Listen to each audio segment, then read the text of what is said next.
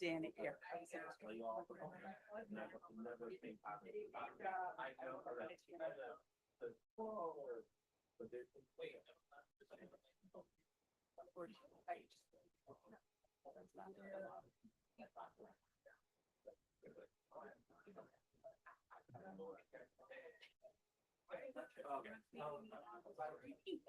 I'm like, they're supposed to be in their issue.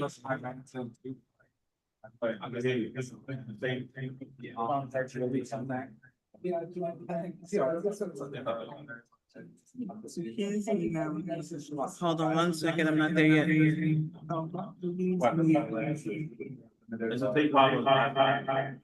How did you fix it? We call you. We call you. I'm Martha. Hi, Jeremy. Very nice to meet you. Just bear with me.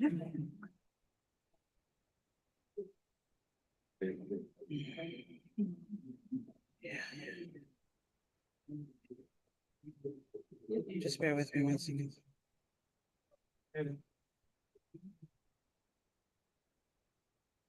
Everyone just wait a few minutes.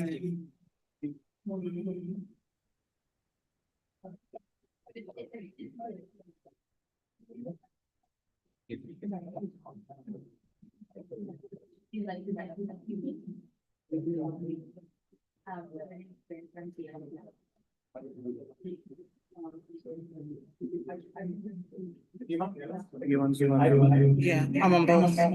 You check me here.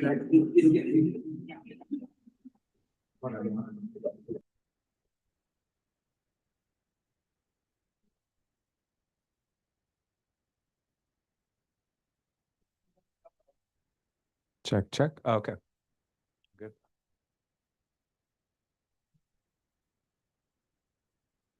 So we're going to start in just a few minutes. We're just getting all the tech stuff set up, and sorry about the heat too in the room.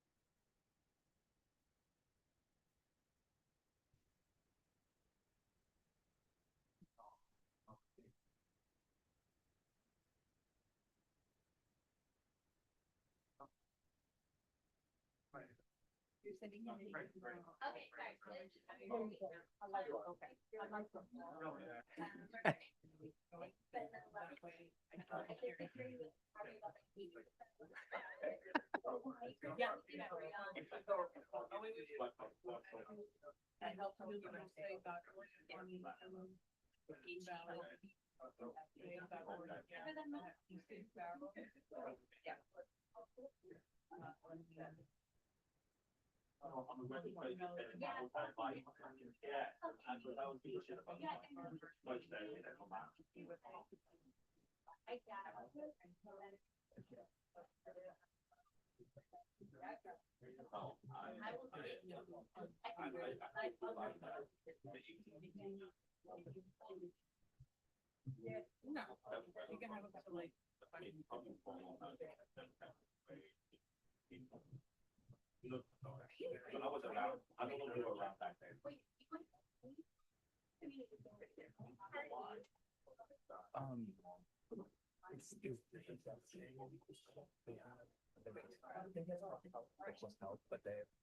they're not gonna answer questions first. People address it. Okay, yeah, okay, just wondering.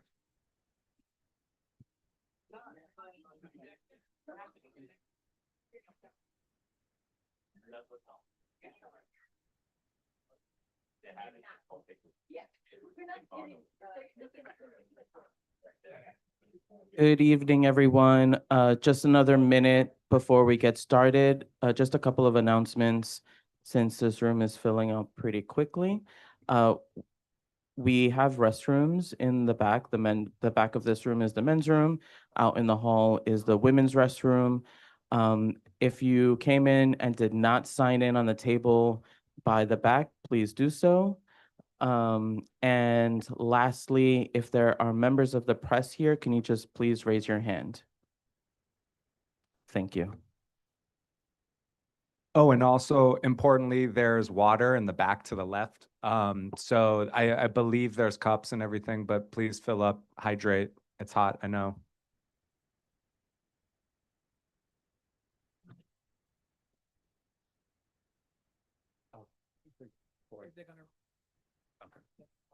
Okay. And also just a note for the press, if you're recording, could you announce if you're recording it live? Is that it? Yes. Okay. We also have the Community Board 7 live streams for YouTube. So if there's press who wants to have that for documentation, that's posted instantly or right after. Yeah.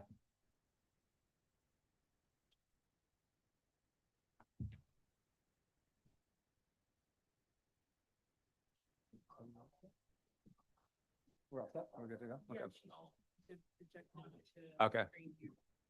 And just why they're figuring out sort of the projection right now, just a few sort of house notes I wanted to mention basically that, you know, this matter is sometimes considered very contentious. We hope that people, you know, treat each other civilly, that, you know, there's no sort of threatening or intimidation, that people are allowed to speak freely. This is, you know, a housing committee meeting. We want to open up the dialogue from the community to help USA. And so, you know, having a productive civil dialogue helps. I think what we've seen is that if communities are yelling and shouting at housing providers, shelters, that there's actually less dialogue. So we're hoping that this is the start of productive dialogue with Help USA. And also another thing, just to note that this is the Housing Committee meeting. This is not a public hearing, but we wanted to make sure that people in the community had a voice and had a chance to talk to the provider and meet with the provider. But because of that, this is, we're gonna open it up to question and answer, but also we'll start with Housing Committee members who have any questions, and then it will go to public sort of Q&A where you can talk or ask questions to the presenters. So other than that, oh, and also to just another set of context is that this is not a EULA process. That's why this is also not a public hearing. And so because of that, like the community board, we do not actually have a say. We don't take a vote on this or anything, but we've received sort of public testimony from people, which is great. We really appreciate hearing from people in the community about this issue, because we're supposed to be responsive to the community and to hear from the community. But just to let you know, like there is no official vote that CB7 will take, and also no vote that Alexa Aviles, the council member, will take as well. So yeah, if you're ready. No. No. Oh, roll call. Oh, yes. We'll take roll call. Sorry, we forgot about that.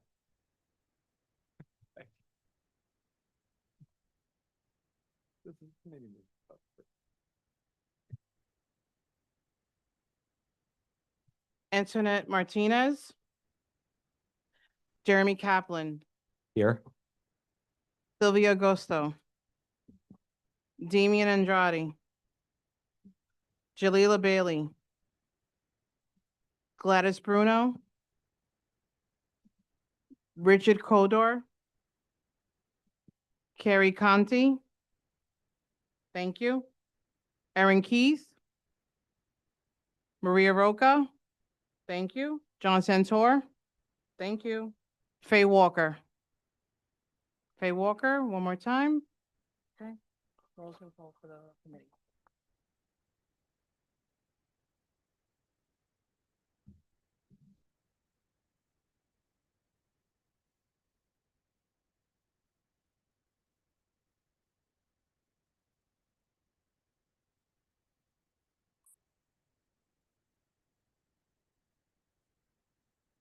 It'll just be another few more minutes. Thank you for waiting.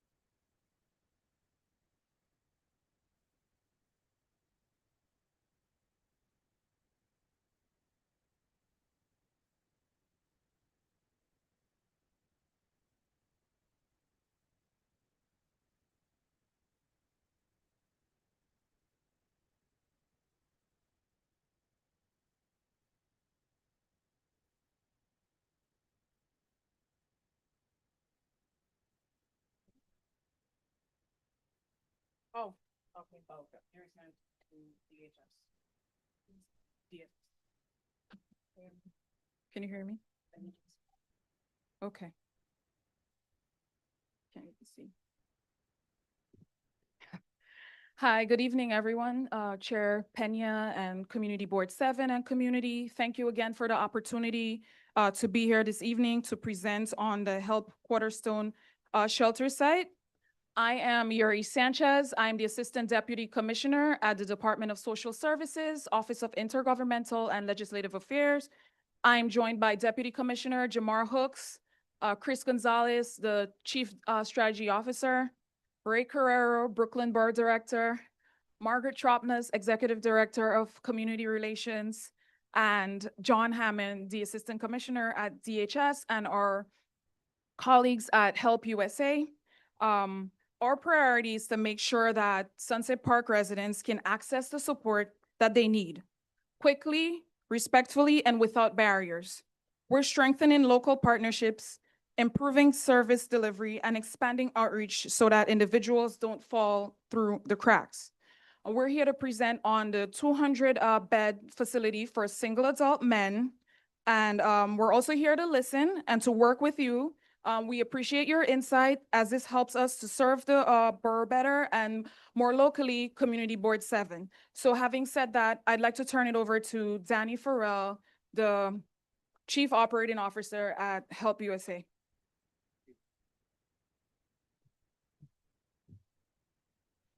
Good evening, everyone. All right, so I have about a 15-minute, maybe 20-minute presentation, and then we just open it up to questions, comments, discussions. Okay, so let's get going. So Help USA, a little bit about us. Is our 40th year in operation here in New York City and beyond. We run homeless prevention, rapid rehousing programs, transitional shelter for families and single adults, supportive services, and permanent affordable housing here in New York City and in other places like Philadelphia, Newark, Buffalo, Washington, D.C. And we serve just about 40,000 people per year. Just a little bit deeper dive into our current portfolio, and then we're going to start with this facility. Homeless prevention, rapid rehousing, we serve over 5,000 households per year, all in the Bronx. Transitional shelter, in New York City, we have over 2,600 beds or units for families. It's units for most single adults, it's beds, but some units for single adults as well. Permanent supportive housing, supportive services, we have almost 700 apartments here in New York City. Right now, the number's about 670. Permanent housing, we have also about 600 units, non-supportive but affordable housing here in New York City as you see, a couple of dozen buildings. And then domestic violence programs, DV programs, we serve about 750 households annually, mostly in the East New York neighborhood here in Brooklyn. So all that's well and good, but that's not why you're here. You're here to hear about Cornerstone, New York City Department of Homeless Services, DHS stands for Department of Homeless Services.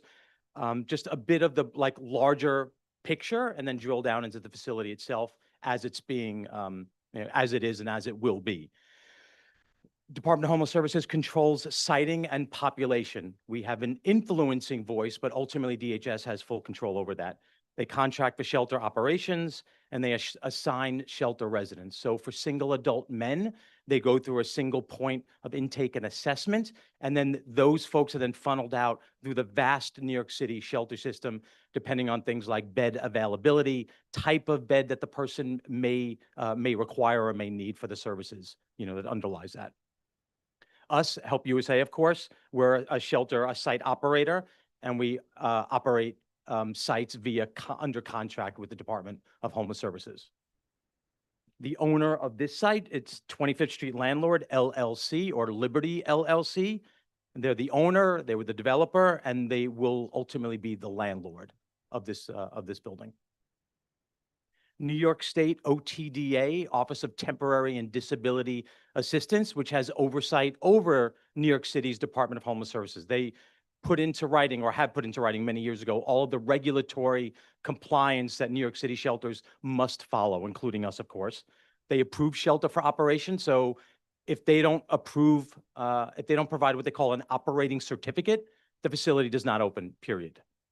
They issue that operating certificate. They inspect annually in conjunction with many other New York City government agencies and non-governmental partners like the Coalition for the Homeless. So at any given time, let's say within a year, an open shelter, a shelter that's operational may have anywhere from like 4 to 10 inspections throughout the year. It could be something like FDNY, Department of Buildings, DOB. It could be OTDA. It might be Department of Sanitation.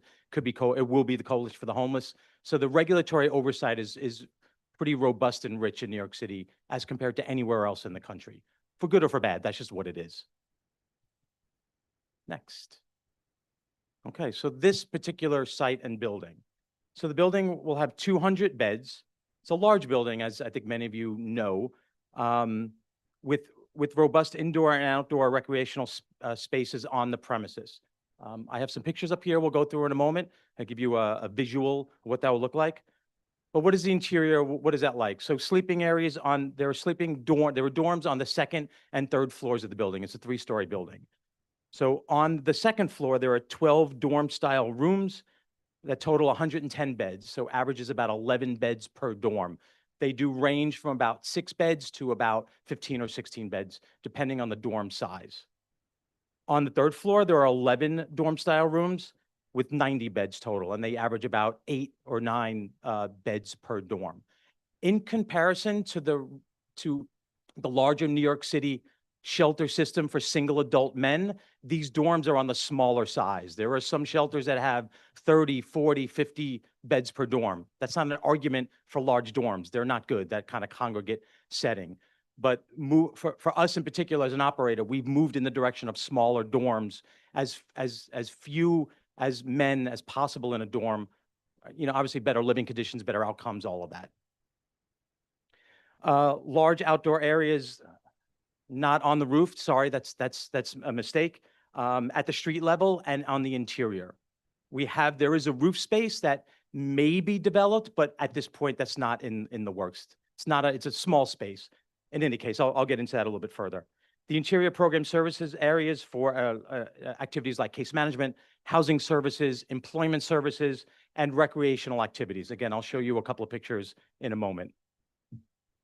On the right-hand side, population served, single adult men classified by New York City Department of Homeless Services as quote-unquote employable. Expected opening, it's probably more September, maybe even as late as October, you know.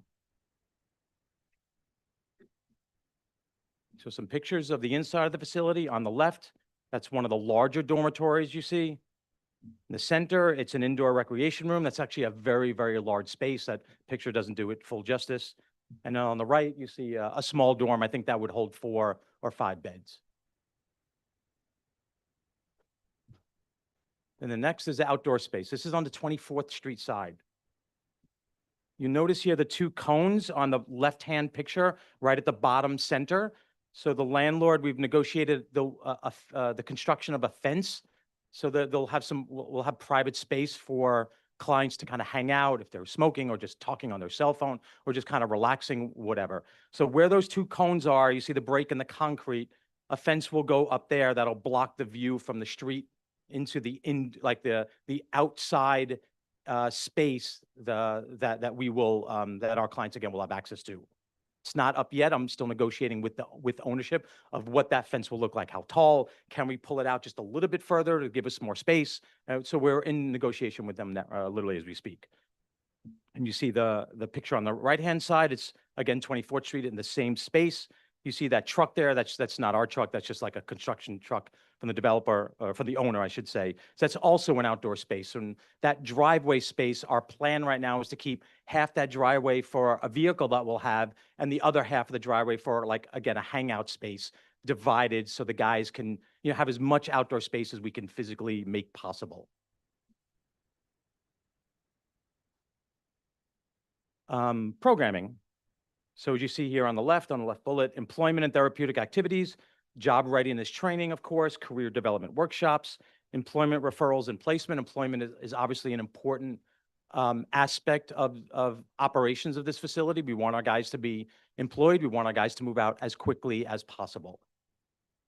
Second bullet, social and recreational events, housing readiness, budgeting, and a host of just like light, fun recreational activities. At some of our shelters, we have like movies on the lawn. We have some shelters on Wards Island where we have like a large outdoor space. We host wiffle ball games, just all kinds of things just to make life lighter for our clients. Some sites it works really well. Actually, at most of our sites it works really well.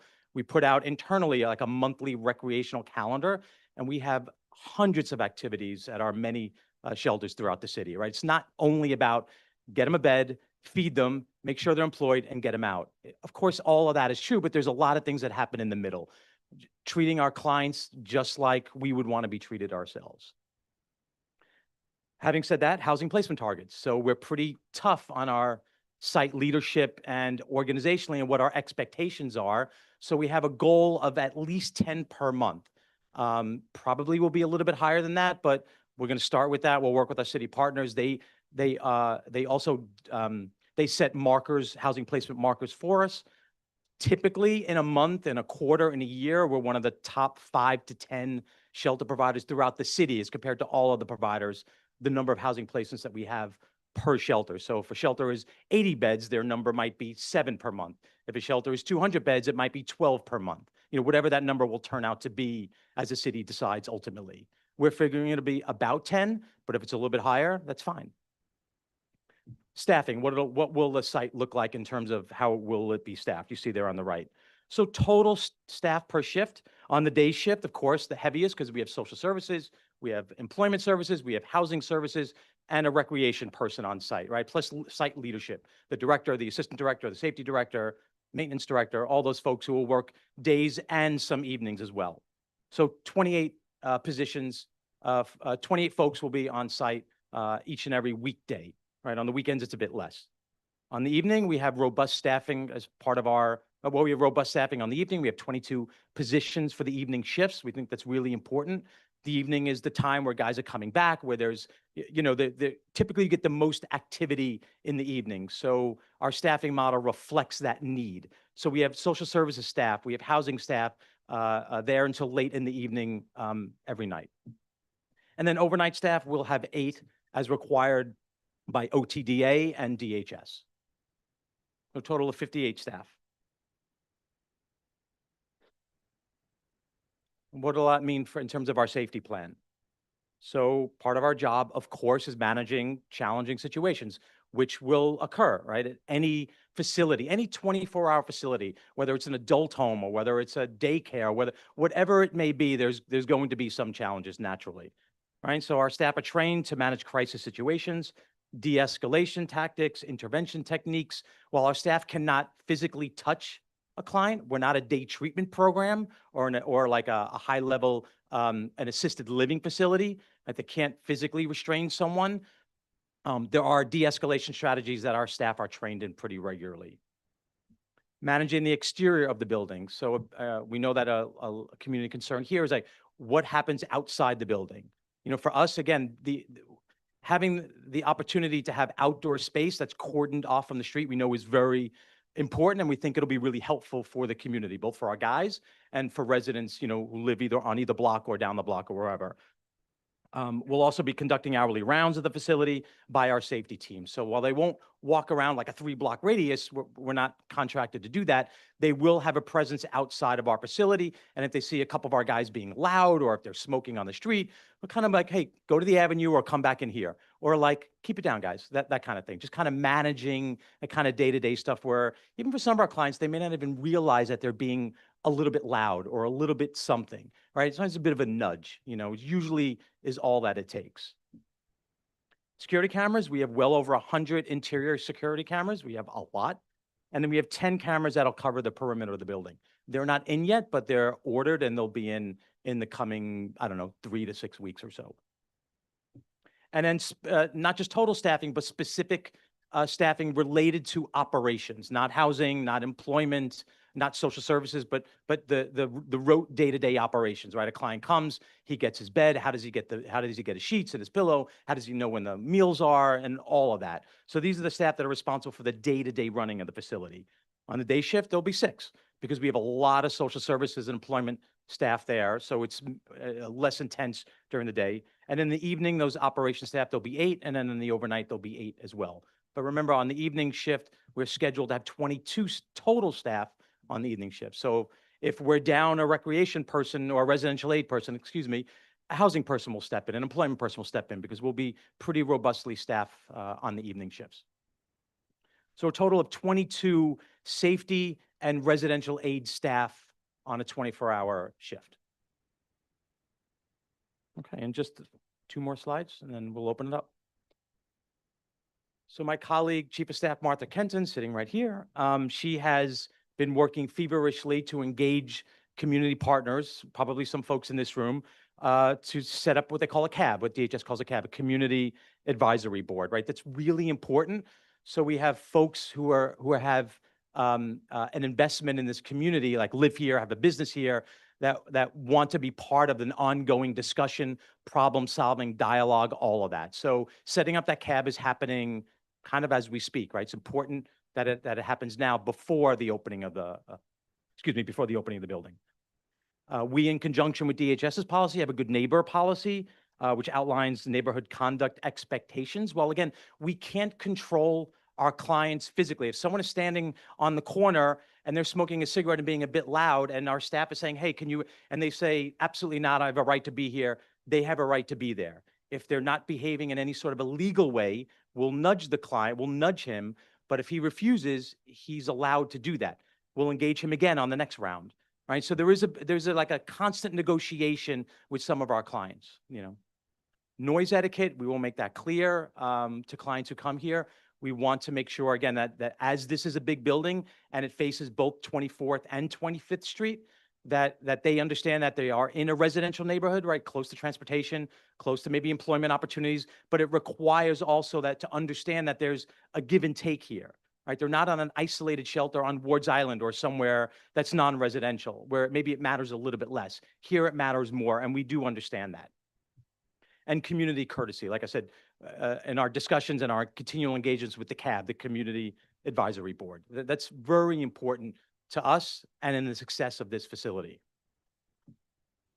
hotline for community concerns. We don't have that up yet as we're still a few months away, but that is something that we will put into place.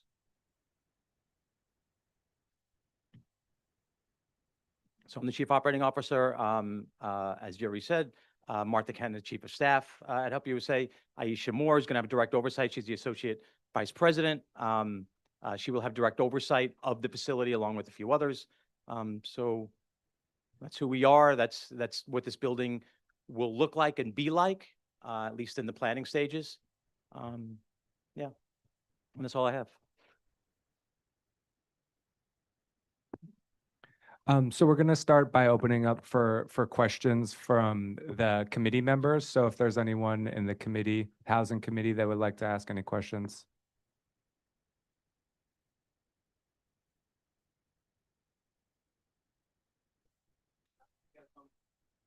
Yeah, Maria. Maria.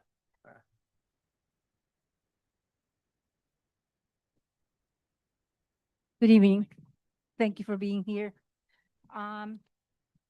I may have more questions if there aren't too many. Oh, I'm sorry, I should know by now. Okay. I may have more questions later after if other people don't have as many as I expect. But I'm gonna just ask you 3 questions so that, and then we'll go from there. So first question is, why was the entrance and exit to the facility changed from 25th Street as originally planned to 24th Street? Number 2, are there on-site medical services? And will the meals be cooked on site or will they be delivered? And I asked that question because the truck traffic in and out, 200 beds require 200 human beings aside from the staff require a lot of food, require a lot of sheets and what one does. Absolutely. So let me work backward. I have 3 questions here. One is about food. There is not a full-service kitchen in this facility. We will have a vendor who deliver food once a day. And because we do have a driveway, so they won't park on the street to deliver food, they will come down into the driveway, that picture that I showed earlier. So hopefully that'll reduce any like idling of trucks on the street itself. We're not contracted. This is not a medical shelter as it were. So when in our contract with DHS, Department of Homeland Services, there is no provision for medical services at this facility. So I asked that question because should someone all of a sudden in the middle of the night feel unwell, there won't be a nurse to take a temperature, to take a pulse, to do a triage before calling an ambulance? Is that what you're saying? Yes. So to respond to your question further, not all, most shelters do not have. No, I'm not talking about most shelters. Let's talk about this shelter. I understand. Yeah. Please, This falls into that category, and unfortunately, it does not. Okay. That's the disappointing. Okay. And about the entrance. The entrance. And forgive me if I'm misremembering, I don't recall that there were plans to have the entrance on 25th Street. That wasn't part of our plan. So I'm not, Oh, well, that's the sort of what we heard about the shelter, and then that there was some conversations, negotiations or whatever because of the weird center that belong, the beautiful renovation at the corner of 25th and 5th, welcome center for the cemetery for Greenwood, and that there was a belief that having the entrance exit on 25th might be problematic for the welcome center. So that was the word on the street. If that's not the case, so you can definitely, as far as you're concerned, as far as you were never in a room having that discussion. yes, it was never Okay. part of our plan to have the entrance to 25th Street. It's not the way the building was constructed and renovated. Okay, well, thank you.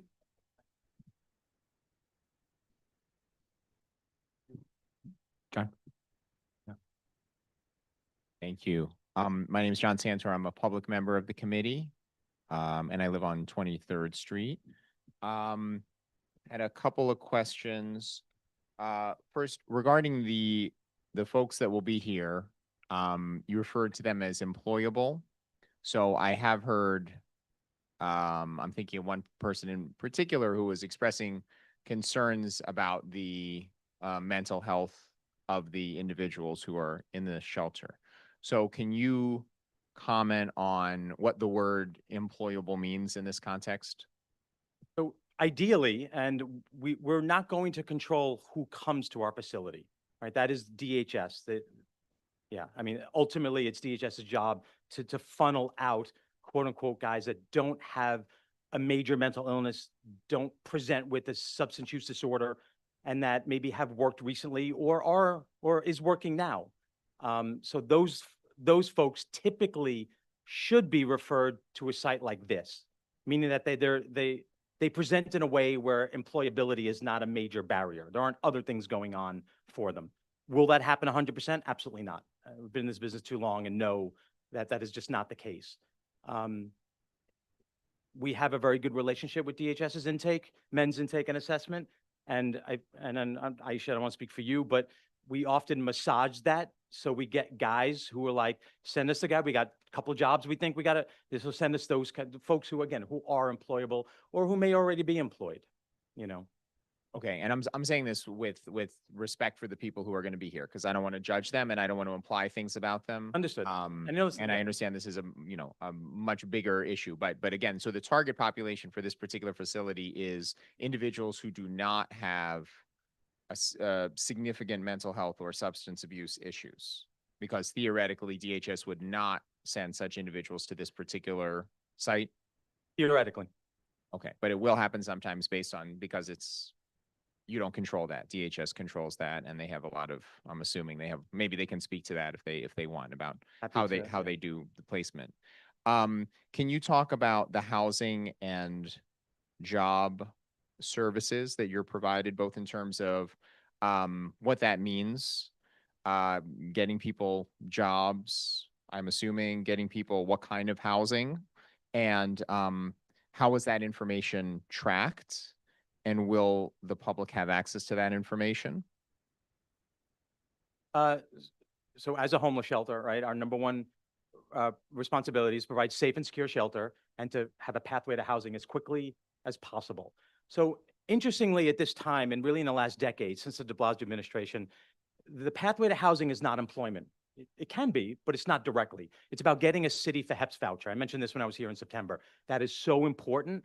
And that, so when a client comes to us, we assess very quickly whether they're eligible for a voucher, which I can't recite what all the eligibility factors are, but one of them is income-based. So for a household of one, if they're employed and making too much money, they're not eligible for that voucher.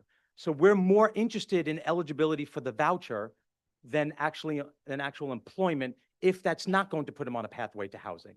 It sounds oxymoronic, but it is just true at this moment in time. Now, having said that, you can be employed and also be eligible for the voucher, like many of our clients are. Some of our staff are, right? So people who have a housing voucher, the value of that voucher in a given year is probably $30,000, right? Because in New York City, the voucher amount is quite high.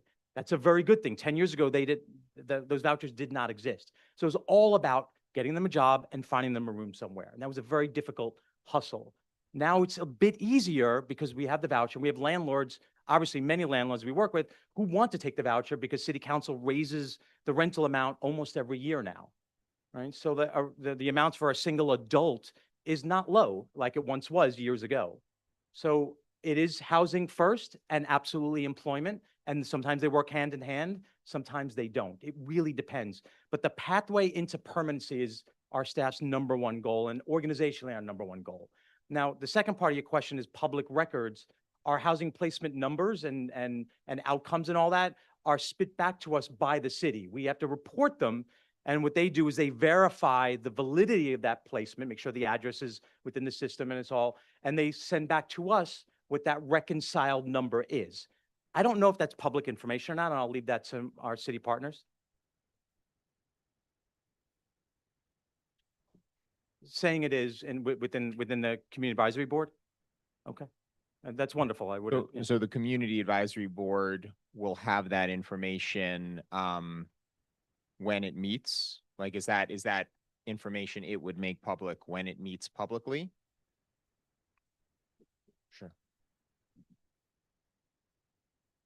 So our community advisory board CB7 is automatically a member, so is NYPD and all of our elected official offices. The elected officials themselves and or staff are usually welcome to attend, and will work with the electeds and this board to select individuals that are interested in partnering and attending those quarterly meetings. We do report out on housing placements. We talk about activities, and we listen to any concerns that the neighbors have at the Community Advisory Board. Within 30 days of opening, we'll have the first meeting for that shelter site.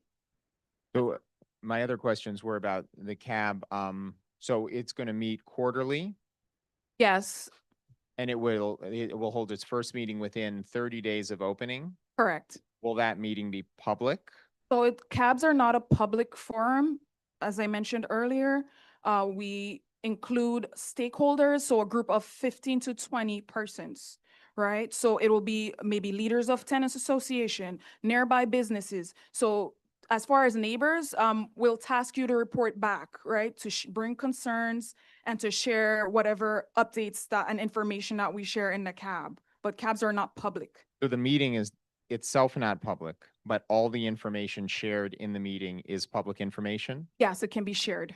Is it compiled in a minutes document, We'll have minutes, yes. presentations? So for example, the data pertaining to the operation of the shelter, who's coming in, who's going out, what services are being provided, all of that will be compiled and will be shared with people in the cab, but then they would have to reshare it. Correct. Okay, it won't be put on it won't automatically be sent to the community board or, Well, the board will have it The because board will they're have it. members. so the community will be getting a quarterly report, basically, Yes, of this information. of course. Okay, and if people want to be part of the cab, just what about people in the community, neighbors? Can they join the cab? You said 15, I mean, how many people can be part of this, and what do people do if you're just a neighbor or somebody in the area who wants to be part of this? So we encourage you to reach out to this community board, provide your name, your address, your affiliation, phone number, and email. And this information will be sent to DSS Intergov. We'll go through the list and we will confirm who's selected to participate, and then they'll receive the meeting invite. So people who want to join the cab should go through Community Board 7 specifically? The board or an elected official such as the council member's office. Board That's or an elected appropriate. official? Yes. And my last question, because I know there's going to be a bunch of people with questions, is what about concerns or incidents that have happened at the shelter? Will the cab or any other format be reporting back on that? So if there are incidents, if people have concerns, if there have been any sort of noteworthy incidents where maybe there were problems with individuals, how is that publicly addressed in one way or another by either DHS or by Help USA? Yeah, so as Danny mentioned earlier, we'll have a hotline. So we encourage you to make real-time complaints. Don't wait until 2 weeks or a month later to let us know an incident happened. The shelter is a 24/7 operation. So let us know in real time if something happened. And yes, in the cabs, we do discuss incidents and whatnot. We Okay, do, yeah. DHS does the hotline? It's a DHS hotline? It's a hotline at the shelter, so someone is always there to answer the Right. phone, no matter what time. But can the public find out how often people are calling that hotline or what they're calling the hotline about? In other words, if we're trying to get, I'm trying to find out how we can make this systematic rather than anecdotal, because I just think that that's a more constructive conversation. So can the public find out how many complaints people are making, if they're making complaints, what type of complaints, and track that over time? And if so, how would we track that? Again, I just feel like that would be more constructive than anecdotal incidents. Absolutely. I appreciate that insight that you're sharing, tracking, incidents. We can maintain a tracker, who called, what time they call, what's the end result. That's something that we do in other cabs, and we surely can do that there. Okay, okay. Let me turn it over to the next person. Thank you. Yeah, thanks. Hi, thank you for all those questions because the community has been reaching out to DSS and Help USA for 2 years and we've had no engagement. So this is not a hypothetical conversation. There's already about 10 shelters within this pretty much blocks or a half mile of this location. And so the community's does not have a single cab working or running. There was some individuals that came to this community board meetings a few months ago who said they have no cab members. They're not going to do it. So I want that to be on record that this is all feels very hypothetical. Thank you for your presentation. My question's really simple. How often are you yourself going to be present at the shelter? Because this is just, again, hypothetical. How often will I be at the shelter? The answer is it depends. So I've talked to my team about, well, we have bi-monthly executive huddles, what we call them. We meet twice a month, the entire operations leadership. And so we've talked about actually starting when the facility opens, having those meetings at Cornerstone for the first few months so that me and my entire executive team of about 12, which includes Aisha and a couple of senior vice presidents, our senior vice president of facilities and safety, would be on site at minimum twice a month for the first, let's say, 2 to 3 months. My team, who's responsible for the operation, will be on site. I mean, regularly. Yeah, regularly. So I asked this question because I'm the executive director of a nonprofit. So I understand how nonprofits work and I understand salary compensation. And your top executives get paid $500,000 a year, maybe a little less, some of them of public money, whereas your advertising employees for this shelter who make less than a living wage in New York City.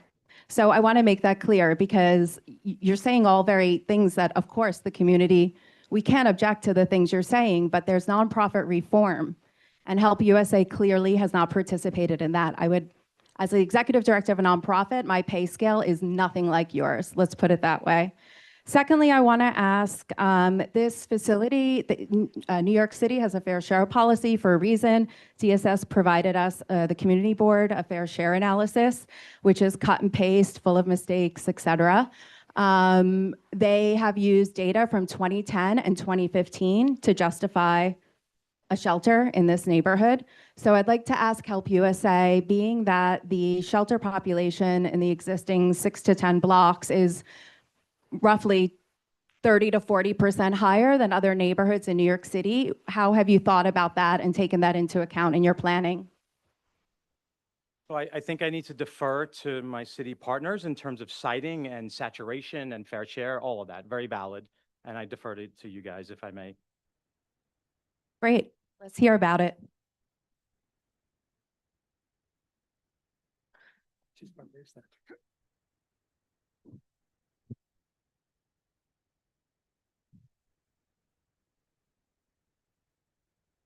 Can you hear me? Here we go. Hi, I'm Chris Gonzalez. I'm the Chief Strategy Officer, Department of Social Services. So thanks for the question.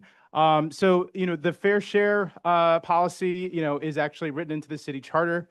It's part of an analysis for any city services to make sure that, one district isn't more saturated with city services than another.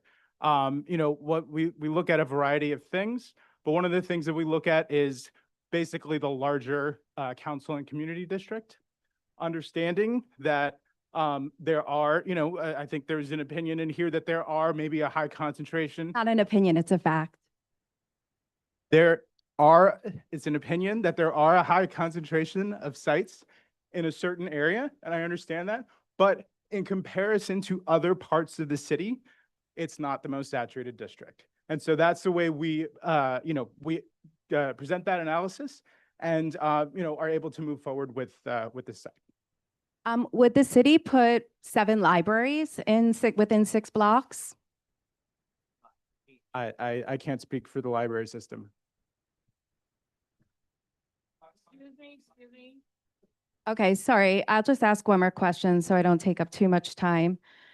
Oh, here's another question that I have from your fair share analysis. You skirt between it being a men's shelter, a women's shelter, back to a men's shelter. You probably didn't read the final one that you presented to the community board. So it's riddled with inaccuracies. And so my question is, oh, it also has a list of all the sites that you considered for shelters last year, I believe. And about 90% of them are in lower economic neighborhoods. So maybe you can discuss how DSS chooses potential sites and how you chose to work with David Levitan for this particular shelter. Sure. So we have an open RFP process. So basically what happens is providers like Help USA team up with a landlord developer, and they submit a proposal to the open RFP process. It goes through standard procurement review, and where we take into account what the location and the services that are needed in a particular location. And then from there, the provider is then offered an opportunity to contract for the site and to proceed with developing the site. And then from there, we reach out to the community. We take feedback from folks, and move forward with the site. Okay, last question. As you probably know, our congressperson as well as our city council member have both written that this is not the right site for the shelter based on fair share. What kind of engagement or on the ground work have you done? Because we've invited DSS to meetings, we've invited Martha Kenyon here to meetings. We haven't received responses. What kind of on the ground work have you done in our neighborhood before today, meeting with community members? So we've reached out and had conversations with the local elected officials, with the community board, but understanding that this is step one in the process of making sure that we are collectively, the agency as well as the provider, engaging in a constant conversation to make sure that you are up to speed on what the latest is with the site, but then also to hear back from you whatever concerns you have so we can address them in real time. Jeremy, if I may. Yeah, go ahead. I just want to follow up from Carrie's point about the fair share statement. I hear everything you're saying, that this is fair share policy is a requirement, but I find it very baffling when Community District 7 has 11 shelters, all predominantly located in a very small geographic area, not spread out throughout the district, with the exception of one that I can think of on 16th Street. Our fellow district to the south, CD 10, has 0 shelters. CD 6 to the north has 2 shelters, with one of them being directly across the street from the 16th Street location. I find it very difficult to comprehend how this fair share is being applied citywide. I recognize that there are community districts, particularly in the South Bronx, that have more shelters than us, but the South Bronx is a overwhelmingly immigrant, people of color community. And the correlation that these shelters only belong in those districts is, one, inappropriate, two, which some people on our board have experienced. Homelessness can happen to anyone at any given time. So and I'm going to use the word we in terms of the community board, have consistently embraced our neighbors who are going through the most difficult times of their life. But when you continue, and I'm not saying you specifically, sir, I'm saying the city in general continually says that we, Community District 7, have to continue sharing this burden when there are communities that are, for lack of a better word, are white, do not share that burden. It is very difficult to comprehend how this is a fair share and equitable process. I also recognize that this is essentially a done deal. This location will be opening, and we will continue to do what we can to support our neighbors. But at some point, enough is enough. We are bursting at the seams in our social services, in the way we support our neighbors, and there needs to be some kind of equalization where other communities need to lift this burden. I don't care if a council member is out in the street banging drums and biting people, but like there needs to be some kind of equalization because this is unacceptable. So I appreciate the comment. And so what I'll say to that is, we agree. There's been a shift. We have a new mayor, and there's been a shift in prioritization as to how we're going to look at siting shelters moving forward. Where the beginning of the Mamdani administration, we announced shelters in every district that did not currently have a shelter. So I know that's a small step forward, but that is the intention, is to really think more critically about where we're putting these facilities to make sure that one neighborhood is not more saturated than another.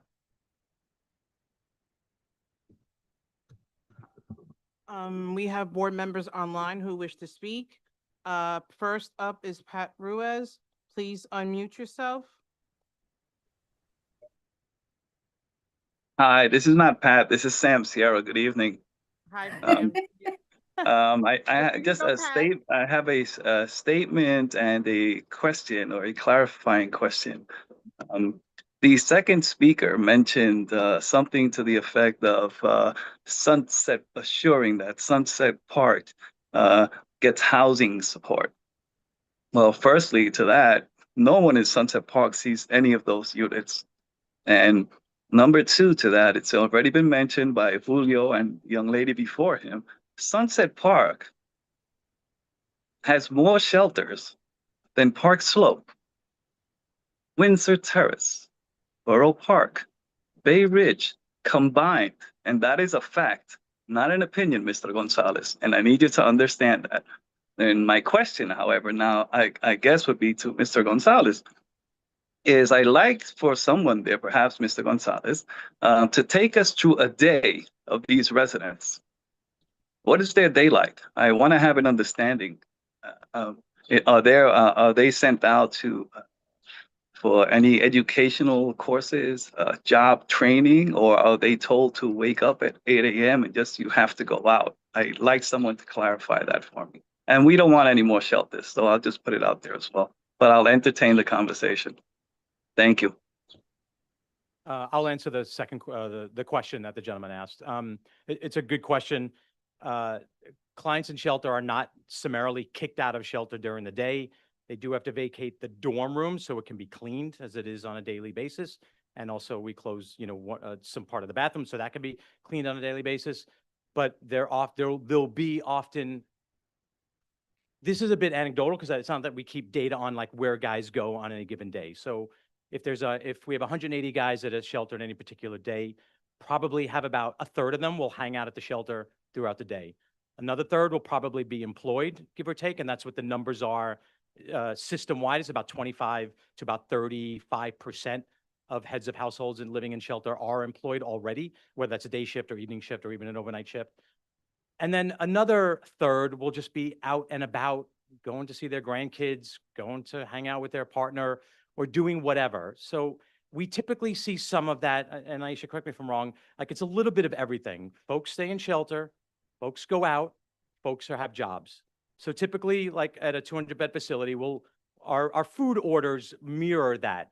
So we'll order 200 breakfasts, 200 dinners, and probably 100 lunches. And that'll be more than enough to feed everybody. And that's what we see at most of our facilities. And one other question that you had is, what other services will be on site? Again, we will have, pretty robust housing services. We'll have some recreational activities. We'll have some workshops happening. It's also, we'll be referring folks out into the communities where they come from, where they may already have roots. If I'm part of an employment training program in, Astoria, I get, funneled to this shelter in Sunset Park. I'm not just going to give that up. I'm probably going to just jump on the train and go back to that place where I'm going every single day, because my stay here at this shelter will hopefully only be a few months, if maybe even less than that. Right. So this is a point of transition, but other parts of our clients' lives remain pretty stable. Thank you for that. One more question related to that. What is the length of stay for these residents in these units? Do they stay there forever, or do they get shuffled around to another? That's what I'm trying to ascertain. I mean, do Sure. we just put them in these units, and what do we do to lift them out of this predicament that they're in? I really appreciate the question. You're absolutely right. That is a core concern, and part of our work in our contract with DHS is to provide safe and secure shelter temporarily and to move them into permanent, long-term affordable housing. And we're pretty good at that. Now, having said that, not every guy coming to the shelter is going to leave the shelter into housing. Some folks are going to leave. They're going to take a bus to North Carolina to their cousin's house. Some folks are going to decide to move back in with their girlfriend who may live on Rockaway Beach or something, right? So there will be some transiency among some clients. That's just normal within the shelter system writ large, right? But our job is for the guys who are there to move them out into housing as quickly as possible. But to your question, sir, about average length of stay, citywide, it has been decreasing, and that's a good thing. Right, the average length of stay at the height of the pandemic or soon after the pandemic, 21, 22, was something like 16, 17 months. Now it's down to like 8 or 9 months or something like that. I don't know the exact number, but it's been dropping significantly. And again, that's in part because of the success of New York City's municipal housing voucher, City for HEPS. No other city in the country has it. And it's a tremendous success. And that's what's allowing folks to move out of shelter more quickly. Thank you for the clarification. I appreciate it. Of course. Okay. Now will Pat Ruiz, So Pat, you're unmuted. Hi, Sam asked a lot of my questions. Thanks, Sam. I am the Vice Chair of Community Board 7. I wanted to know, is there a curfew? Yes. There's And a what is curfew. that? I'm sorry, go ahead. What is the curfew? It's 11 p.m. The door is locked, they can't go back in, they hang out outside. What? No, that's okay. So yeah, my apologies for not following up. The doors are never locked, 100%. Just because there's a curfew at 11, and if I'm a resident there and I walk in at 11:15 p.m., I may or may not have quote unquote lost my bed. However, if I did lose my bed, let's say I walk in at 2 a.m., right, and my bed has been reassigned to someone else, they stay in our facility. We alert DHS, which is an operation 24/7, and they find Danny a bed at another facility, or they say to us, no, you have one open bed, and then we're going to reassign him into that bed in your facility. We don't control that level of bed management, the city does. But more often than not, if I walk in a little bit past curfew, I'm not going to lose my bed. That's like the informal way the system works. So each individual takes all of their belongings with them when they leave the building every day? No, absolutely not. No, So what do you do? Oh, sorry, go ahead. I'm sorry. So what happens to their belongings if they miss curfew? So the next day, if the bed is reassigned to someone else, we will call what we call bag and tag their belongings. And we have a large storage area that we carved out in the building to keep for a certain amount of time with their name on it. We document everything that goes in that bag. And then Danny comes back the next day or 2 days or 3 days later and then gets his belongings if he's not reassigned to that particular facility. Okay. And I'm going to switch to the topic of the cabs. I was a little unclear. You said for anyone who's interested in becoming a cab member should contact the community board office and our council person's office. Could you clarify that a little bit better, please? What I'm unclear on what clarification you need. Yes, please reach out to Community Board 7 if you're interested in becoming a member of our CAB for Help Quarterstone. So what are you asking the community board to do? Recommend these people or just give you the names? Because if it's a question of just taking down a name, they can just contact your office. You should have an email that they can do that. So I am not public facing. We're intergovernmental affairs.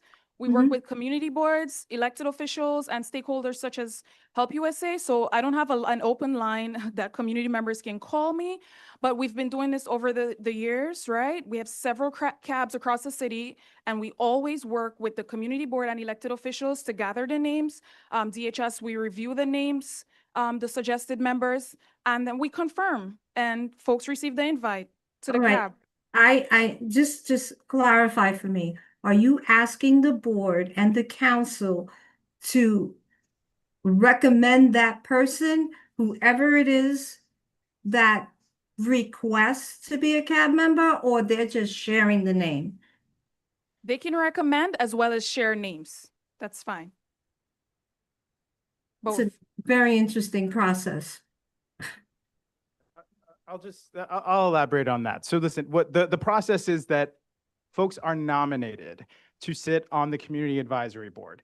And we want to make sure that that the folks that are nominated are leaders, stakeholders within the community and are representative of a certain portion of the population, so that we have a swath of folks that might be business owners, residents, whatever the kind of variety of different community stakeholders there are, those folks will be nominated, and through the community board, through the elected officials' offices, they will make those nominations, and then we'll figure out what the right makeup of the community advisory board will be from there. I have never heard of this happening on this board or any board, so this surprises me. Unless Julio already knows about it and has confirmed that we're going to do it. So if that is the case, I apologize, but I am truly unaware of this happening.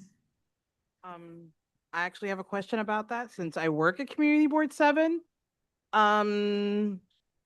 So we're down a person. Our district manager resigned several months ago. So now it's just me and Maria Gonzalez, assistant district manager, and we're swamped with work. So for DHS, Help USA to put another task on CB7 staff, I don't think is fair. So I just need a better framework to how you want people to participate or like submit a name to be possibly considered to be on a cab. I just think you need to keep in mind that a lot of community board offices are short-staffed. So I just want to know, how can this be done in a way where it doesn't overwhelm staff, doesn't overwhelm the council member's office of us taking names and addresses? Like, what is the credentials or qualifications you're seeking for people to be on the cab? Because we're going to get inundated with tons of emails of people who want to be on this cab. So I just need to get some kind of direction, how to help us and the council member weed out, not that we should be weeding out anybody, because that's not our role, but how to facilitate this. So that's a good point, and certainly happy to kind of talk through what makes the most sense. But just to be clear, there's no obligation for the community board to nominate people. If there are folks that you want to nominate, we're also, between the provider and DHS, we also know community stakeholders as well. So we might nominate some folks as well, but we want to make sure that we are going to the stakeholders to see if you guys have any recommendations. So this isn't meant to kind of dump anything on the community board. May I ask, as the chair of the community board, and we have a new chair coming in September, that you put your request in writing of what you would like us to do as far as giving recommendations. I think having it in writing would be the best thing for all around. And we can certainly, if we are able to do this for you, get the word out and assist. I can't speak for the council person, but I really think that this should not just be announced at a meeting, that this is what you're looking for, and not have it in writing. Sure, we're happy to put that in writing. And just so you know, the public should be aware, we do have an upcoming meeting with the board, and we will speak to our elected officials about the process, the cab selection, et cetera. We do not want to burden. We just want to be transparent and inclusive. Understood. And when you say you have an upcoming meeting with the board, you mean your board, the cab, or the community board? Community Board 7. We have an upcoming discussion regarding cab membership, et cetera. I would love to know a little bit more about that, and if you can include me in any communication, if Julio is in agreement, I'd appreciate it. Thank you. Yes, Pat, we can share that. The meeting is scheduled for this Friday. Thank you. And so, Pat, also, this is Jeremy, just as a point of clarification about the cab, they reached out, or Help USA reached out about, discussing the cab. And so then Housing Committee and Julio and other people are going to have a meeting Friday to just discuss possibilities of, and for me, the way that I think about, the cab is also thinking about community organizations that should be represented, that have a major stake on the block in the local area, and also businesses too. So I mean, to me, it's not necessarily that the board is putting out recommendations, but more giving suggestions about people for them to follow up with and have conversations with. So I think that's kind of a more helpful way to think about it, as to like what organizations and entities sort of represent that area, that would have a stake, that would want to be there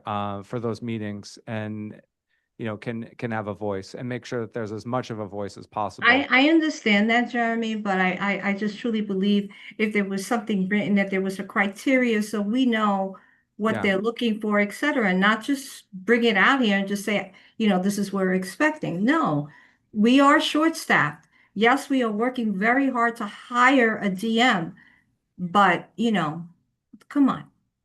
Let's respect each other and do things the right way.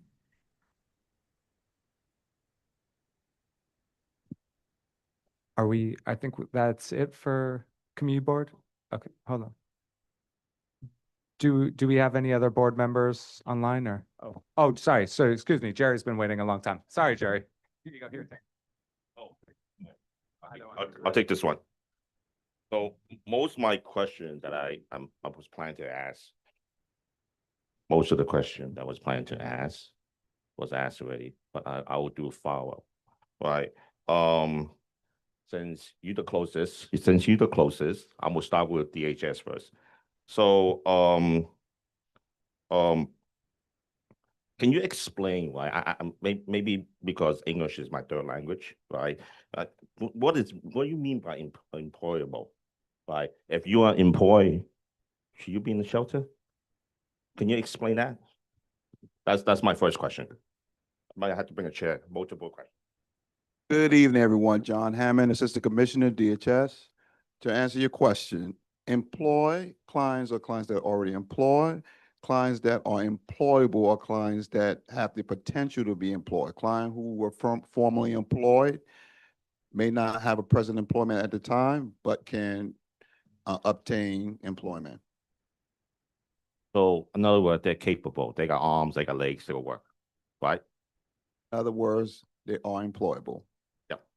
Okay, so since you guys up there, let's go back to this community board thing. That lady, I don't know where she went, back there, the executive director, I agree with her.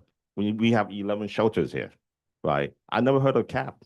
No one presented to us, right? Those don't have any caps, right? Having one, what does it mean? So, a couple of things. So, the cab model was initiated specific to new sites, purpose-built sites. A lot of the facilities in this district are hotels and were emergency sites that were brought on during the pandemic. There was a decision made in the previous administration, because of the emergency nature of everything, not to stand up cabs for each and every one of those facilities. Having said that, if there is a facility that the community wants to initiate a cab for, we're happy to have that conversation. Oh, okay. Wait, don't leave. Right. So, following up on Julio about the certain district doesn't have any shelter. Council district, okay, not community board district. I'm gonna just say it. Bay Ridge, Bensonhurst. You have one there. People been fighting for like 2 years, 25th Avenue and 86th Street. That's the only shelter that they'll be fighting. Put another one there. 11 shelters. I heard there's another one being built that is in construction right now here that, including this one, will be 13 shelters. So why not? Why not those neighborhoods? I mean, are you guys so afraid? You were there. You were there. Asian with the little stick and hitting the board, right? No, and in fact, that site is moving forward. And like I said before, there's going to be, this new commissioner, new mayor. We've already announced there's going to be a homelessness plan moving forward. But part of that homelessness plan will be evaluating how we site shelters moving forward in a more equitable manner. Okay. Okay. Question for you guys now. You're in the hot seat. Yeah, what? Okay. He's Also, our council member Alexa Vilas is on, so after your your question, then we'll let her come on. So going back what Pat was asking about, because I don't understand, right? If someone missed the curfew, right, they do come back late, and all my stuff is upstairs, right? I got moved to another shelter. That means I don't have anything with me. Is that normal? No, like I tried to articulate earlier, if someone comes in very late, let's say 1 a.m., the chance of them being, sent to another shelter in the middle of the night is slim to none. And the shelter movement ends at 2 a.m. So wherever you are at that point, whether you're waiting for a bed or whether you have a bed, you'll stay within that facility. So again, if a client comes in late after curfew at 11, which the city sets very rigidly, and of course we have to follow, we could make a recommendation that like, hey, it's 11:10. There's no one behind him, as it were. We're just going to rebed him in like the local and like the language. And intake and assessment will usually say, sure, no problem. Okay, 2 more questions and done. Why just men? What, you got 2 floors? Why make it men and women? On the single adult shelter side, it's men or women. It's not mixed. The only way that it's mixed is in family shelters. Okay, and how much does the city pay you per homeless person? How much do they pay us per what? Homeless shelter, homeless person, to house a homeless person per day. So And thank you. I won't have follow-up. Yeah. I'm not trying to dodge a question. It's a tricky question. We don't get paid per housing placement. We enter into a contract with the city to operate the facility. And that number is embedded in a contract, in a multi-year contract. And we're expected to provide a certain level of services, of course, which include housing placements. If you have 0 versus 100, you still get paid the same. 0 or 100 people living in facility? For single adult shelters, yes, that is true. Yeah. You're welcome. Council member,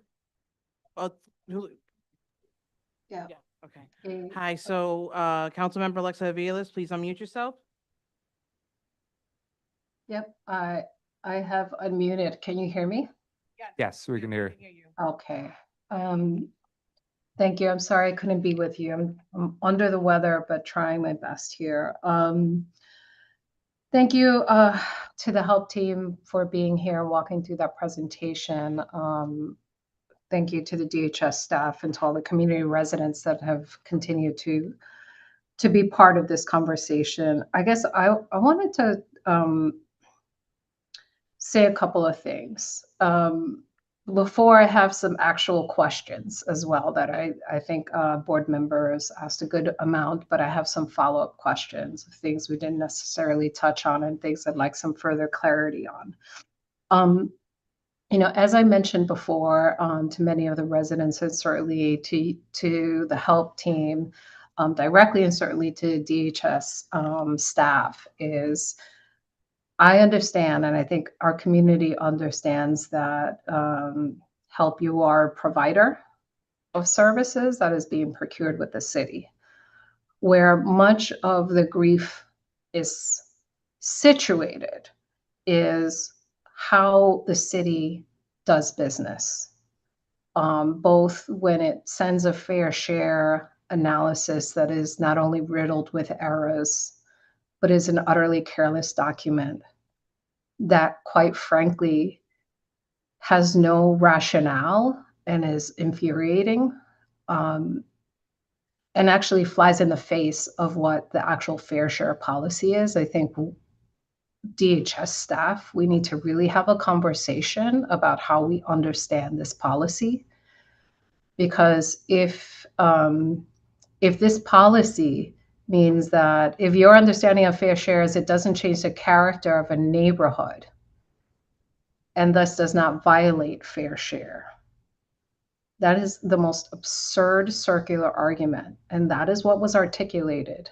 And so among the many problems in that letter, I really do think that DHS utterly missed the mark and does not understand this charter mandated and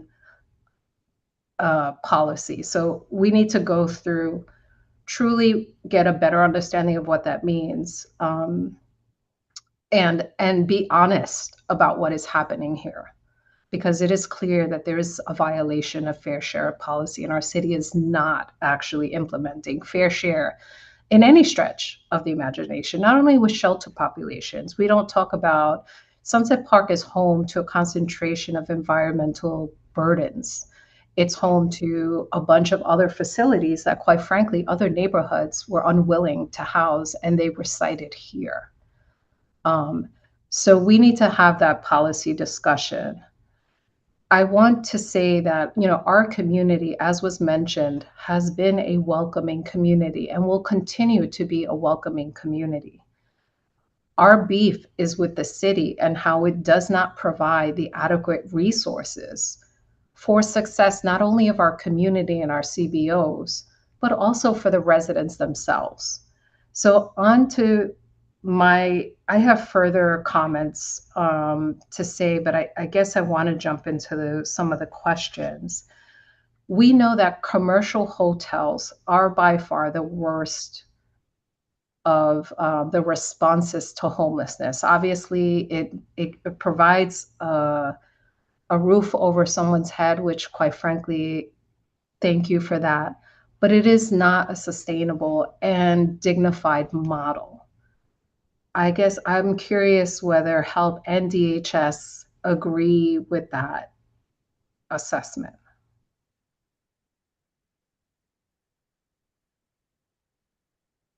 Hi, council member, how are you?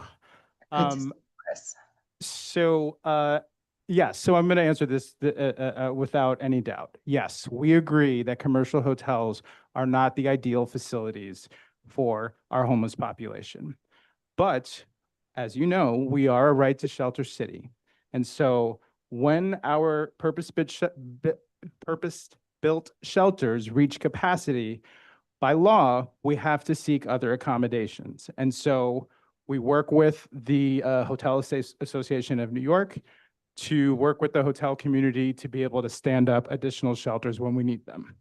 Now, it is this commissioner and this mayor's goal to move away from the use of commercial shelters, commercial hotels as shelters. But what that does require, because we still have capacity needs, is being able to have a healthy pipeline of purpose-built shelters. So Correct. To be able to move away from the commercial hotels, we need to be able to do, invest in sites like the site, the Quarterstone site, like this one. Yeah. So Chris, I think what we are seeing here is a repeat. The past 3 administrations have made the same claims that they're moving away from commercial shelters, and they have not closed any in years. In fact, I will say the only shelters that were, in fact, a few that were closed in our district were related to the new arrivals that came. And that was just, I think it was 2 additional shelters we received. We still have actually, we received 3. We have still only 2 closed in that regard. But my point here is that while we know that that is not the highest and best use, the city is also not providing additional resources to pick up the slack for the fact that these facilities are not good. Not only do we not have cabs for those facilities, they have no real resources, community quality of life issues. We've tried to address them, but they persist. And so the skepticism that you hear and the aggravation that you hear from our community members is because the city has not provided solutions to ongoing problems within commercial facilities that don't have adequate supports.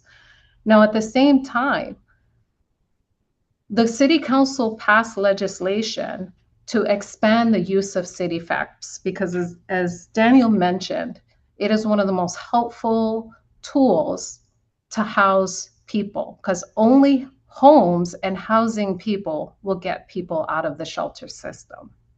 We are in a position where the administration has not come to the table to provide additional resources or a commitment for city FEPS vouchers that could actually help the good services that Help USA would provide to place people in homes. So I'm a little remiss here to understand how that pipeline is actually going to be supported when the city itself is not committed to actually providing the resources to expand city FEPs. Now, if you can say, we are going to make sure that we're going to expand city FEPs, right, which is an incredible tool and yes, quite expensive, but it houses people, then we would understand that actually this is a pipeline that is moving as opposed to people getting stuck in shelter, which is what no one wants. We want people to be housed and to be housed with dignity. And so I'm just having a real problem here hearing that city FEPS is, the tool du jour, while the mayor and the administration right now is not committed to actually a bargain around where they will meet us in the middle around expansion of city FEPs. So that's just a real acknowledging problem of contradiction that we need to address. And I know this is both above our pay grades, but we have to name it because it is part of what is happening here, and part of the frustration. I would love to know, I am heartened to see that there is going to be outdoor space for folks. It is one of the major problems with the commercial facilities. There's nowhere for anyone to go and no dignified place. Our parks are shambled because they're on 3rd Avenue and they have not received any investment from the city.